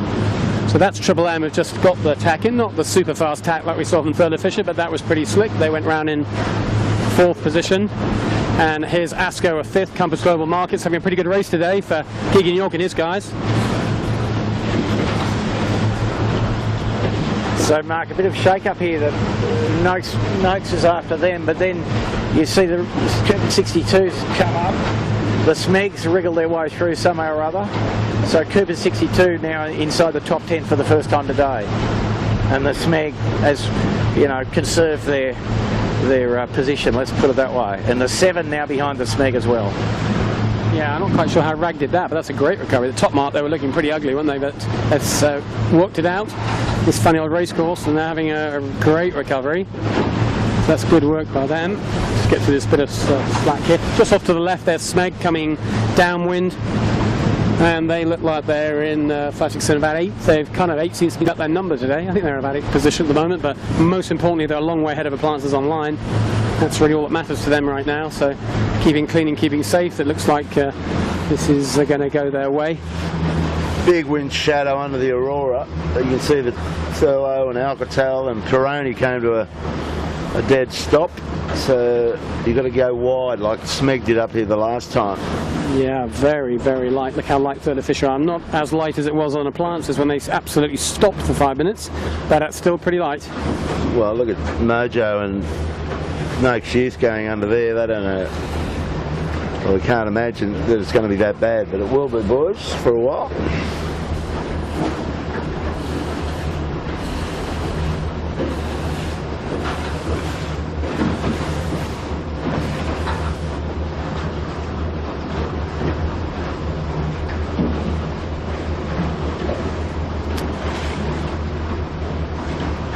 Can't actually see Appliances anywhere at all here, Bucker. I'm wondering if they might have taken an early bath. It's not what you would expect. Unless they've gone on the other side of the ferry, of course, which is possible. Oh, well, look, at least one boat has, so maybe they have. Just suddenly seeing some boats appearing. Yeah. Appliances. There we go. There's Appearance Online. Yeah, not taking the early bath, which is would have been a surprise for them to have done that. But they are rolling the dice. They've gone the far side of the ferry. So just to the right, you just got a quick chance, look at Appliance Online around the bow of the ferry, if we can just get the camera on that. Just before Appliances disappears, there they are, just disappearing around the front of the bow of the big ferry. How's the Manly ferry?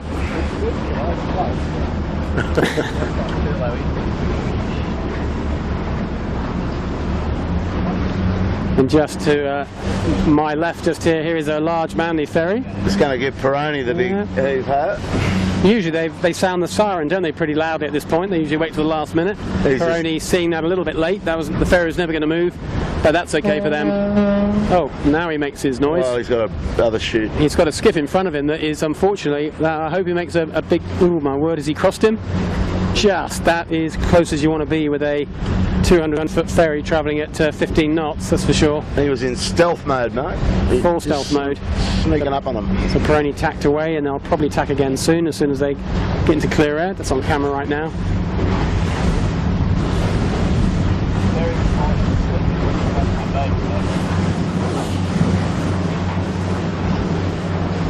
Peroni waiting and waiting to make sure she's out of the wash and in the pressure before she goes. The news for the boats that went around the back of the big ferry is not too good. I'm looking at Appliance Online in no wind whatsoever. We'll just have a very quick look at them right now. Just to the right hand side of the big piano, there she is. There is Appliances Online battling to try and win this series, but not looking at all hopeful right now. Rolling the dice as you would do. It's probably going to be a disappointing result for today, but they've given it a bit of fight, haven't they? That's for sure. What's going to happen with Whitty and his guys? They're giving it a go. Not the best conditions, but for a lap or so they look pretty competitive, and I think it all went wrong when they went becalmed off the ferry. It was a tough one to recover from. Yeah, well, probably no possible comeback from that one. So. But, you know, well, where does he end up in the regatta at that rate? Does Yamaha go past him? He still ends up second. No, exactly. So Yamaha gets third, and gotta love it gets fourth. Okay. Breeze here now in the middle of the bay. Looks perfectly calm, normal, nice, easterly. What's going on elsewhere? Anybody got an idea? Coco? Come and help here. Well, it's certainly just pumped in from the left again, the easterly's filling in, but then you look at the spinnaker graph at the top mark, they're becalmed, so it's very localised. So, I don't know, it's a good day not to be a tactician. Yeah, tough day, that's for sure. We're just watching Peroni and the rest of the fleet are all in the distance there.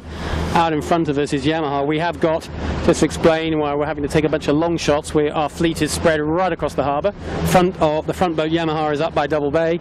In front of us, we're going to try and get it on camera right now, but you can see where she is. And the rest of the fleet is what you were looking at before, and unfortunately there's about a mile or so plus separation, and our camera doesn't do a mile. So we're just going to try and position as best we can, but you're going to have to just be patient with us until the action all comes together, which it will do at the top mark.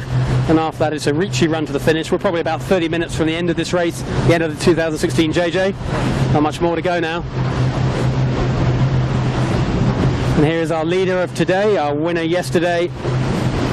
Competitive package, all-rounder, but particularly in the medium and light to medium. Super fast in light to medium, I think we could say.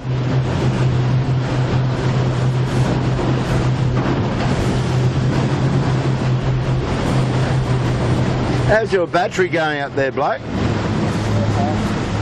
How much you got? How much? 50. Oh, all right. That's good news. We had a bit of a battery crisis on board the camera Cat yesterday, which we switched batteries because we had to.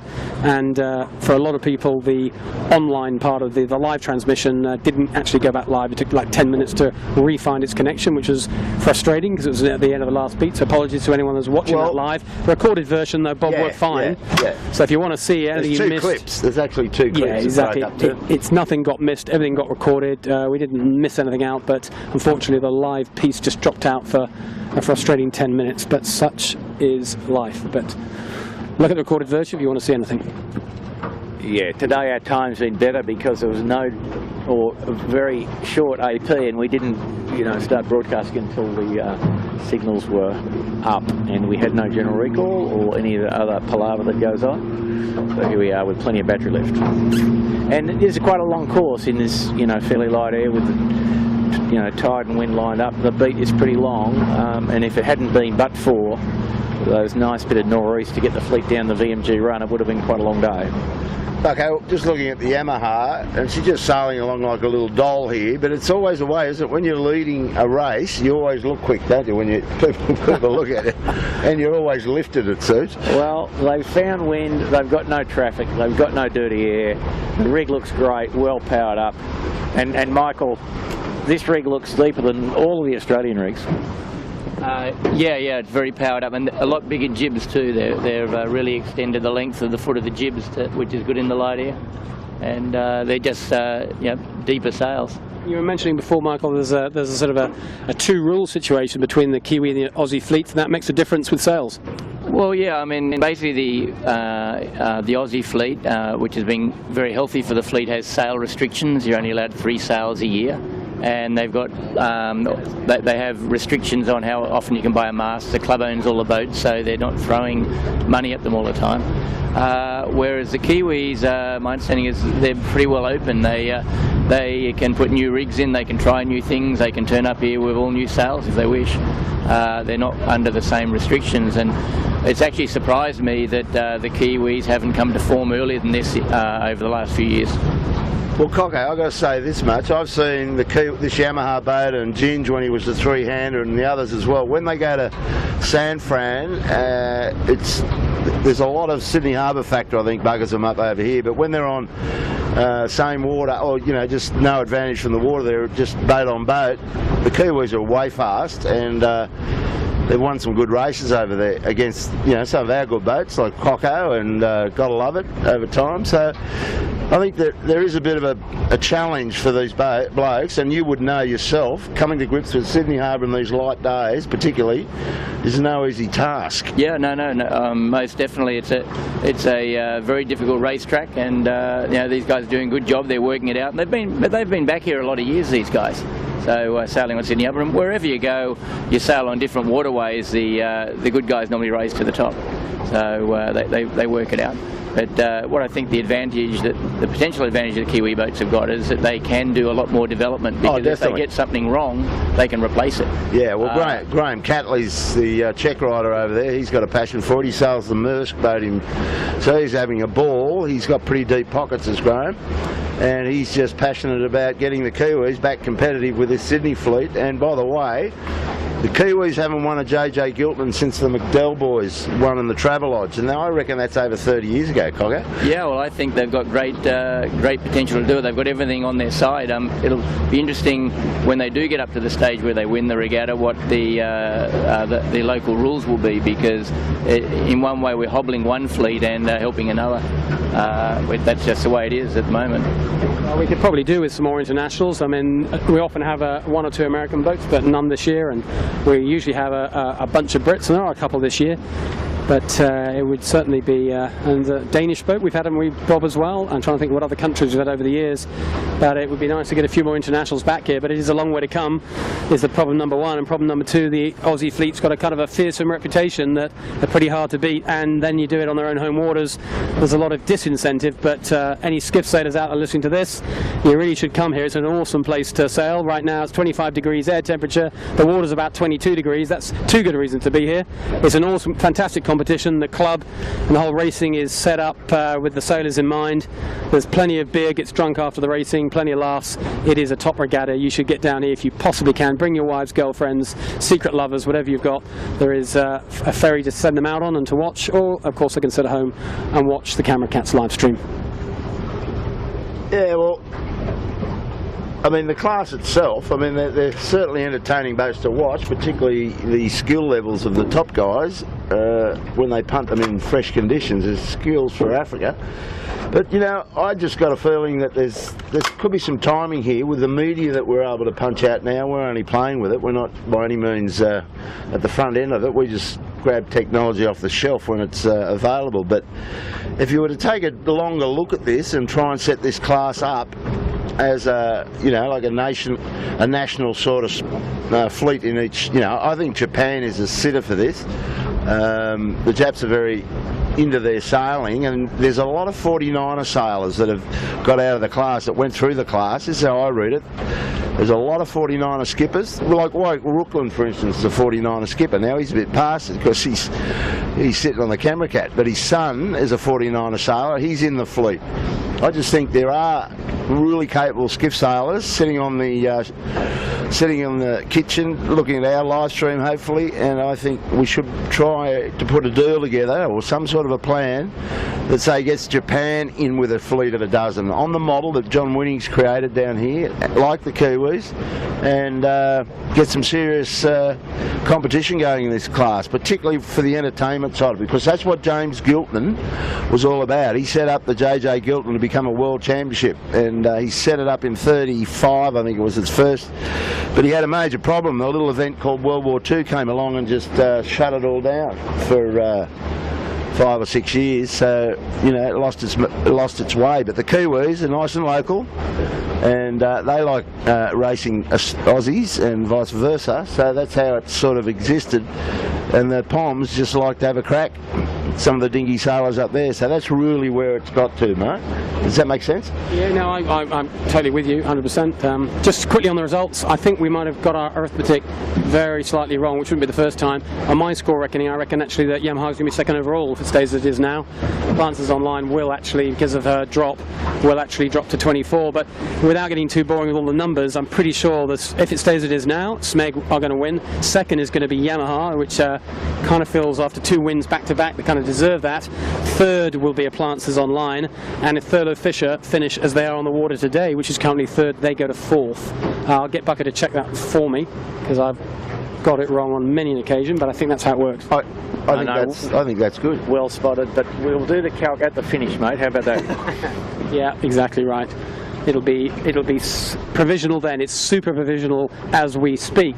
So there is Yamaha. Quick look to the left here on the camera, and you'll pick up where the Oppo are. There's Peroni. At the moment they're pointing bow to bow on opposite tacks. That tells you the kind of shifty day you've got today.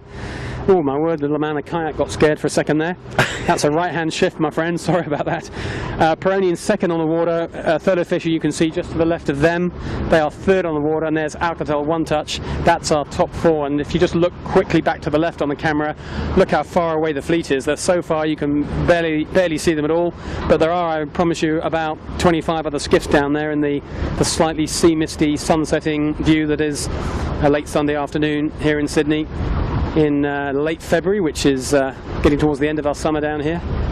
very hazy, isn't it? This sort of low cloud and mist and almost humidity. Not what we normally expect, and normally we get better visibility than this.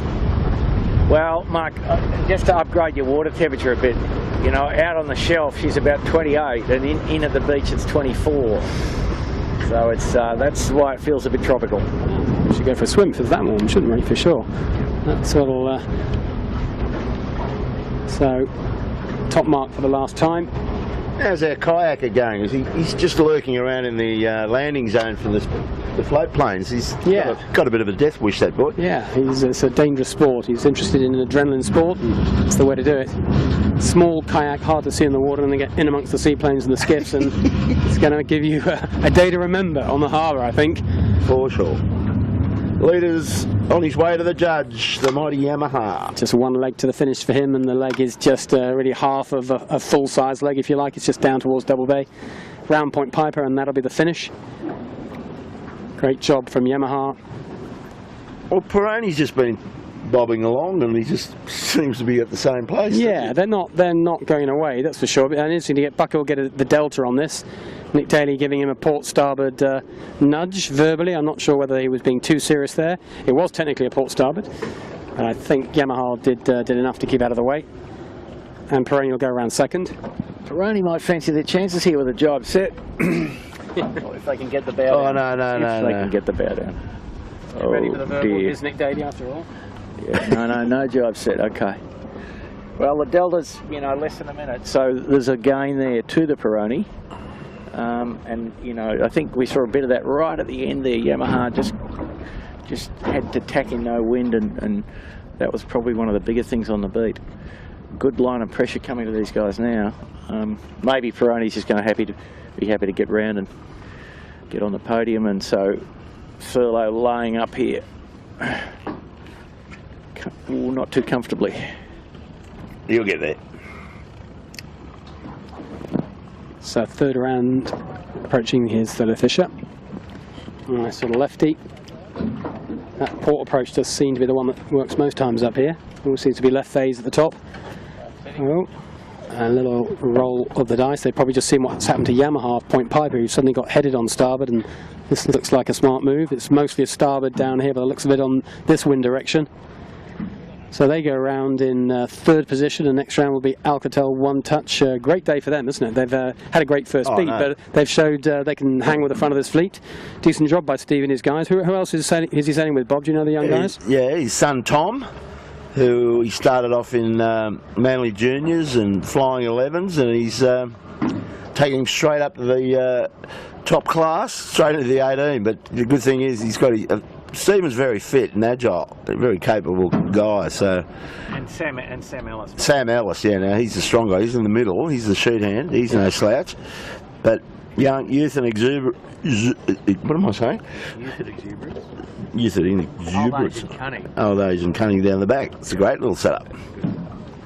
So Michael Coxon's doing the right thing. He did that jibe set, but he had to get back to the point, and he's doing it.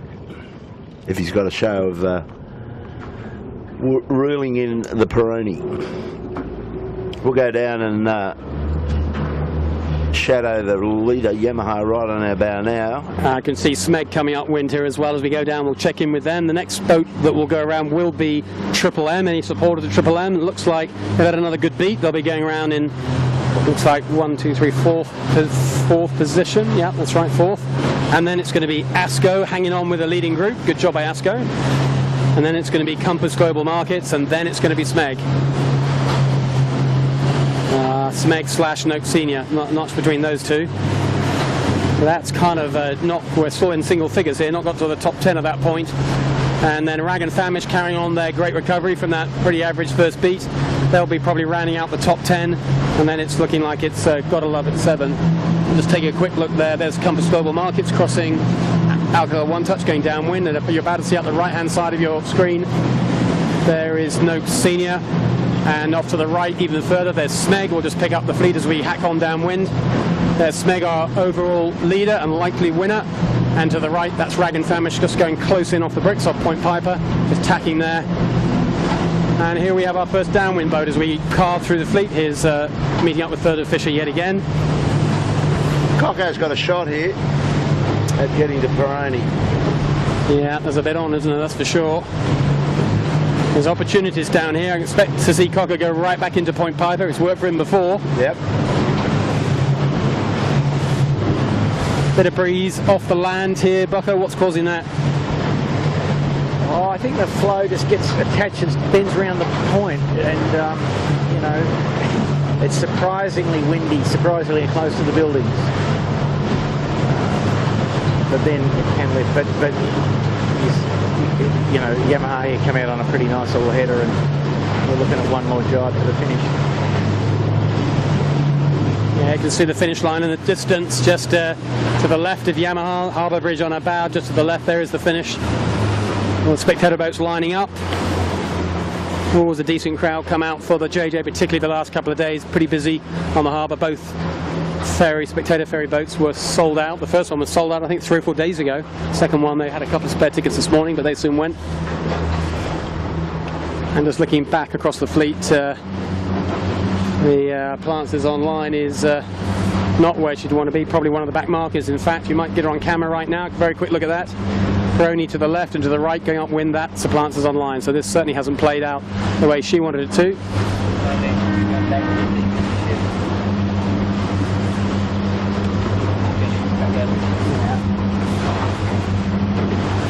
So not far to go now for the last leg of the last race of 2016. They'll want to drive pretty soon, won't they, here, Bucko? Yeah, I hope they realise which side of the mark they've got to leave that buoy. Get your bow up here, lads. There we go. So there they jive. The finish line is that little buoy with a checkered flag. That's the right-hand end. There's the committee boat, the grey committee boat, left-hand end. And that should work out nicely. Quite a short line, isn't it? Nice and tight here, that's for sure, with a lot of ferries either side, so there's not a lot of room if you get your approach angles wrong. So get ready to stand up, New Zealand, as they say in the classic yachting results. These guys have knocked off 2 bullets. Go, you good thing. Great Yamaha job. takes out heat 7 of the JJ. What would have happened, Mark, if they'd have got their race faces on earlier in this regatta? They just made those 2 bullets. Absolutely right. They looked pretty easy. Absolutely right. Well, one crewman's decided to jump overboard for a celebration. And why not? 2 bullets. It's not often boats get 2 bullets. If we kind of factor out the almost freakish results of God Love It 7 over the years, I'm not sure if anyone has ever got 2 bullets apart from God Love It 7 in a row. You want to have a mag to it? That's a fantastic result. It could be an in the water interview. What do you reckon? Let's find out. Let's see if we can get our first ever swimmer's interview. Hey, nice work, fantastic result. How does it feel to be 2 wins in a row? It's often happened to JJ. How you doing? Oh mate, we're fucking stoked on today. Like to come home and get 2 bullets to finish off the regatta is awesome for us. And just hopefully some of the results down the pack there go our way. And yeah, hopefully we can Mate, you should have started earlier. We reckon you got 2nd overall, but that's highly unofficial and provisional. But hey, congratulations, great day. What was the mood on the boat like today? Were you getting nervous looking behind, or what was happening? Mate, look, just pretty relaxed. Me and Matty were pretty relaxed. Dave's peeking out the whole time, but Okay. no, me and Matty kept it cool. Take And the camera back to the finish. Dave kept the enthusiasm levels high. Awesome, thanks a lot. Great to talk to you. Right, back at the finish. Coco got him. Look at that. Nothing between 2nd and 3rd. Nothing but hard to call. I think did it look like Coco, or was the bias the pin? Bias of the pin, he got his nose over. Not much in that one, was there? So the 2-3 battle, fantastic race, great work from both of them. Here's the pen. Good sailing from Peroni. Here's the calculation. Finish points for Yamaha. Man overboard. 19. So what did Coco get? 3. You reckon he got a 3? Yeah. 1921 for them. Next across the line, we'll just keep this going. Here goes Alcatel. Great day for them. They're going to go across the line in 4th. Great result for the Colts and Stephen Quigley.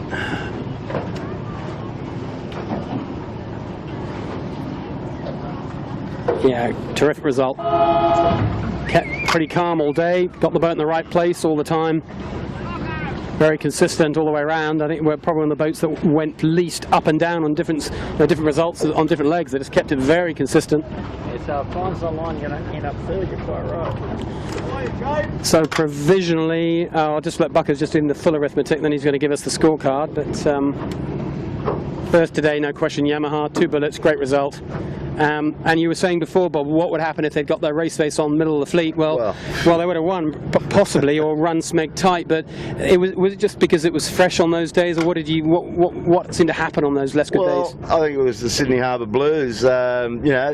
Same fleet, tricky start lines. They just weren't, in that zone. But boy, we saw them the last 2 races just get it all together pretty quickly and take a commanding control of it. It augurs well for the Kiwis in future. Yeah, absolutely. Yamaha have been threatening a bit more every year. So Blake, put your camera around to the right. You've got the red chute of ASCO, and the red chute behind that is Smeg, our JJ winner for 2016. That's how far back and how spread around these boats became on this tricky course. Yeah, so spread out. Have you got the results there, Bucko? The provisional? Let's just count down until we see where. I can't drag it out of you, can I? I can't get you to commit. We need a finish position for 7 to do any meaningful calculation. Oh, interesting. Hadn't thought about that one.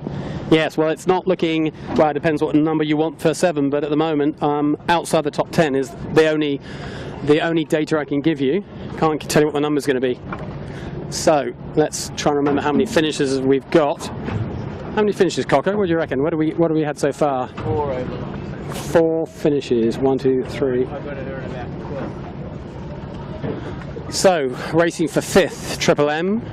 Should put ASCO in 6. So puts Compass maybe in 7. Smeg looks like she could be her 8th, the number she's been at or about all day long. So Blake, while you're just waiting for Triple M, just do a quick rotation with your camera, just show the folks the size of the spectator fleet out here today. Pretty groovy scene. Triple M's going to cross while you're doing that, but that's okay. Go, you good thing. The big Dr. Dan.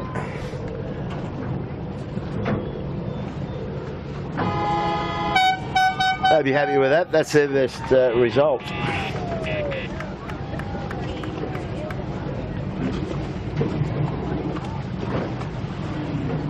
What number are those? 5. Triple M in 5th is what ASCO we think is in 6.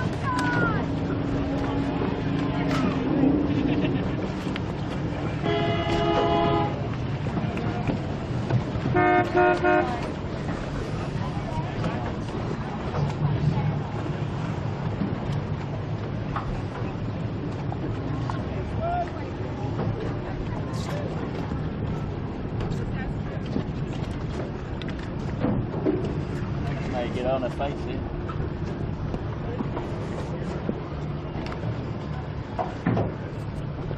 So Compass approaches us. That's good. Just making a little bit of a horlicks to that hoist, but I want to get the water out of it. It's the best way is hoist it. Anyway, back to crossing the line, Compass Global Markets for 7th position. Nice result from them. That's their best result for a while.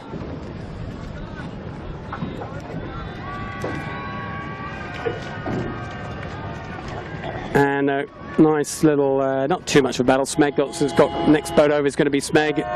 Got a decent control over Noak Senior up to windward. Smeg's slightly bow forward anyway, so no problems on clear air, and she'll just jibe when she wants to. Oh, she's going to go double jibe it by the looks of it. Very early, nowhere near the ley line. Unless a big puff comes down. So that's Smeg approaching. Pretty awesome performance from Smeg, isn't it? Well, you guys have been watching it all week. I've only had 2 days to watch them, but impressive. They've got back from some not good positions. They've seemed to have had speed in pretty much all the situations, all the weather that's been thrown at them, had an answer for pretty much every question. And a kind of a popular boat in the fleet as well. I'm not quite sure why, but people like them. They've just won the trifecta. And they won the 16-footer Australians, they won the Australian 18-footer Australians, and they won the JJ Giltinan. What an effort. Well done. Yeah, stunning performance from Lee and his guys.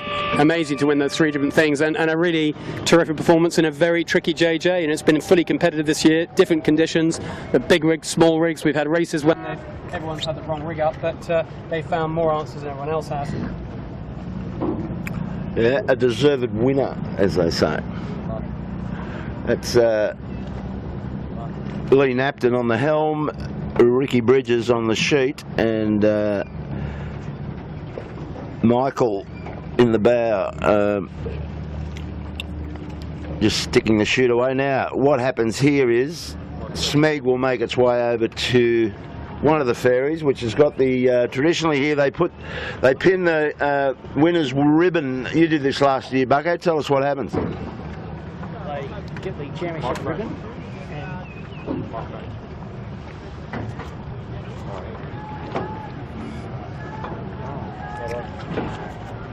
Yeah, they get the winner's ribbon, and the crew attaches it to the spinning galley and hoists it to the top of the mast, and the winner does a little lap of the spectator fleet with the big long ribbon streaming out, trying to get tangled in everything. Well, they've done that right from the get-go, haven't they, with the first JJ? And no, it is no longer the case that we need to count, because there's enough boats finished that neither Seven nor Appliances have improved their overall score today. How's that? Some close finishes. No excuse has ended up getting the better of Seven. Having a close finish with the kitchen maker. So they're just setting this ribbon ceremony up when we turn the boat around. Watch out for Ronnie. Boys having a beer.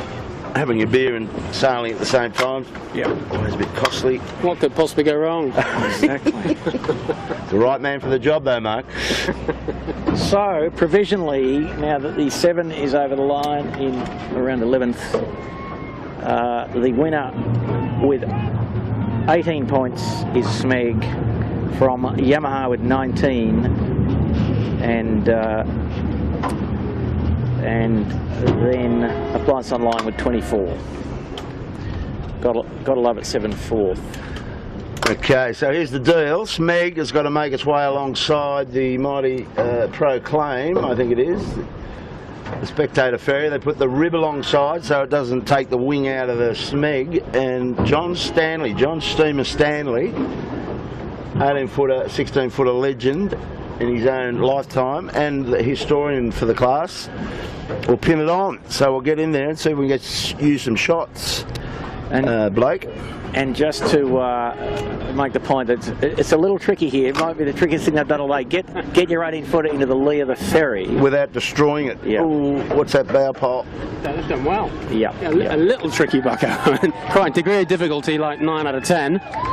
So there's Mr. Stanley in the sort of floral Hawaiian shirt with the ribbon in his hand, and now Steamer was the bowman, was the forward hand on the 1970 runner-up Willie B, quite a famous yachtsman, national Etchells champion, and also had the fortune to be the last man rescued in the yacht which sank in the ill-fated 1998 Hobart race. Yeah, he was the last man to be picked up out of the raft. That was a very, very sad occasion for a lot of people. Yeah, but he's a terrific fellow, a marvellous yachtsman. I've had the privilege of sailing with him, and certainly I can say taught me a few things about Sydney Harbour as a young man. So now Steamer's going to, whoa, bit of joggle. Steamer's going to tie that onto the halyard. Do you ever win one of these, Coco? No, I haven't won it yet. Not for the want of trying, buddy. Here we go. There it goes. The ribbon. JJ Champion 2016, the mighty Smegglers. Great job. Great entertainment right throughout the week from these guys. I think you'd appreciate that. Photographic opportunities.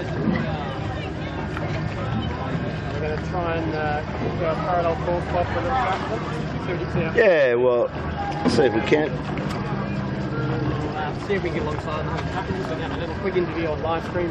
We will have a chat with them in the park afterwards, but this recording will be off, and it'll be probably a couple of Australian news on stage to skip. Okay, so we'll see what the guys got to say. First, second, third. That'll be the way to look at those interviews, but we might have a chance to talk now, depending on how health and safety look at all that. It's quite an exciting moment. I think they have trouble catching up to it just quietly. Grease has pressed in nicely after the race finish. Yeah. Their little one lap of the, one lap. Crew work's been cut in half with a beer in your hand. I doubt they're going to catch up. Here's Appliances Online, actually. Might be easy to get a word with David. Yeah, Plants Online has just crossed the line now.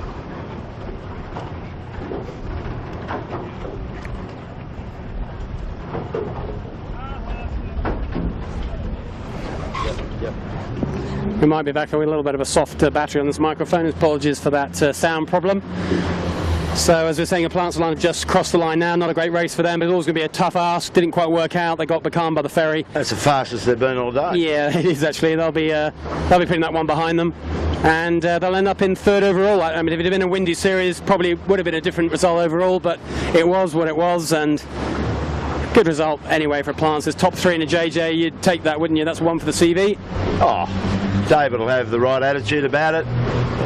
He's a man for all seasons. We'll see if we can get a word with the smugglers. We'll do a little flyby and see how what sort of shape they're in. The only problem we've got here is the Peroni. What do you do with them?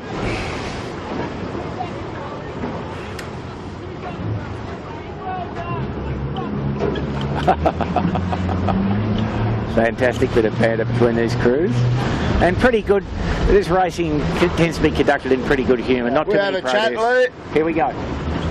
Want to keep it straight? It may be too hard. We'll wait and see. Probably too hard. It's too fresh right now, but good effort. We nearly tried. We'll wait and see. Something we might get an opportunity as we go in here. Yeah. Well, Too high tariff. you could have steered, Mark. Just let him talk to the camera. That's right. So the other good thing, of course, about the ribbon ceremony is that it precludes any protesting, Bob. And I think that's one of the things that kind of sets the tone. It unofficially precludes protesting. Let's put it that way. But you know, I think everybody would say that in the fleet, the guys would all say, well, Smeg's a worthy winner, and oh yeah. Everybody's had their chances, and you know, plenty of tactical and technical errors in a difficult 7-race series, and nobody can complain that they didn't have a chance. You know, so by the end of it, 7 races in one of these, you know that you end up with what you've kind of deserved with your preparation and so forth. Yep, 100%. And last year, of course, the same crew were Mojo, and did a pretty good job last year. When it was fresh, they were very competitive. They probably didn't quite have the boat speed fully sorted at that point, but they had plenty of moments in the sun. Now with a new campaign, new setup, new rig, fully focused on the march all season, and as seems to happen with the champions, peak at the right moment. 1 point winning before it really counts, and we've had all the answers so far. And the last word for Coco. Next year, Coco, a bit of a rule change. Sorry, microphone problem. It's got the battery keeps cutting out on low battery. Yeah, I use this one. Use that one. Yeah, one last chat with Coco if I can. Rule change next year, Coco, and we're going to allow adjustable rigs, I think, aren't we, throughout the racing? And that makes a difference, I think you were saying to me, not just to the front guys, but good for the whole fleet. Yes, I think if they bring that in, it'll be give a greater benefit to the back fleet, because they can keep experimenting and testing how to get good speed. Where now, once you leave, in the hands of the starter, you can't alter your rig. So if you're slow all day. Yeah, it's a good point. A lot of people they just think it's for the front guys. It's for everyone. Last word on Smeg from you. They're a young crew, aren't they? They've got to the front relatively quickly. They could be here for a while. Well, they're an incredibly experienced crew. Young's all relative, but I think that they've proved themselves in other classes, and it was just a matter of a time before they were going to win one of these regattas, and I think all credit to them. They're very professional, they tick all the boxes, and deserved winners. Imminent disaster. Here's the ferry looking for the approaching 18. Yeah, looking good for us, not so good for the rest of the skiff. They'll work it out. They'll just do some slow motion yachting. There's a whole pile of Well, it's the Sydney harbour factor that you guys have been talking about all week. It comes into play even when you're trying to get your skiff off the water on the ramp. You've got to have your eyes all in the back of your head, haven't you, and the side of your head and the front, of course. Keep your wits about you. Peripheral vision is an important asset. Yep. Simon Nern has a difficulty with that because he's only got one eye. Makes it tougher. So I think that's a wrap, fellas. Great afternoon out here. Would have been nice if it was 20 knots and we could have seen a head-to-head with the Appliance Online, but that wasn't to be. The Mighty Smugglers takes it out. So thoroughly enjoyed that. Hope you did. Mark Healy, and what do we got here? Mark Healy, Bucko, thanks mate for coming out for the whole affair, and Blake, who has gone into legendary status with the camera. He's backed up, didn't quite make it yesterday because he was crook, but excellent job mate. On that'll be good on your CV for just stoicness. Thanks Cocko, enjoyed your comments mate, welcome anytime. So we'll call it quits here. Camera Cat over and out for the JJ Giltinan 2016. Hope you enjoyed it.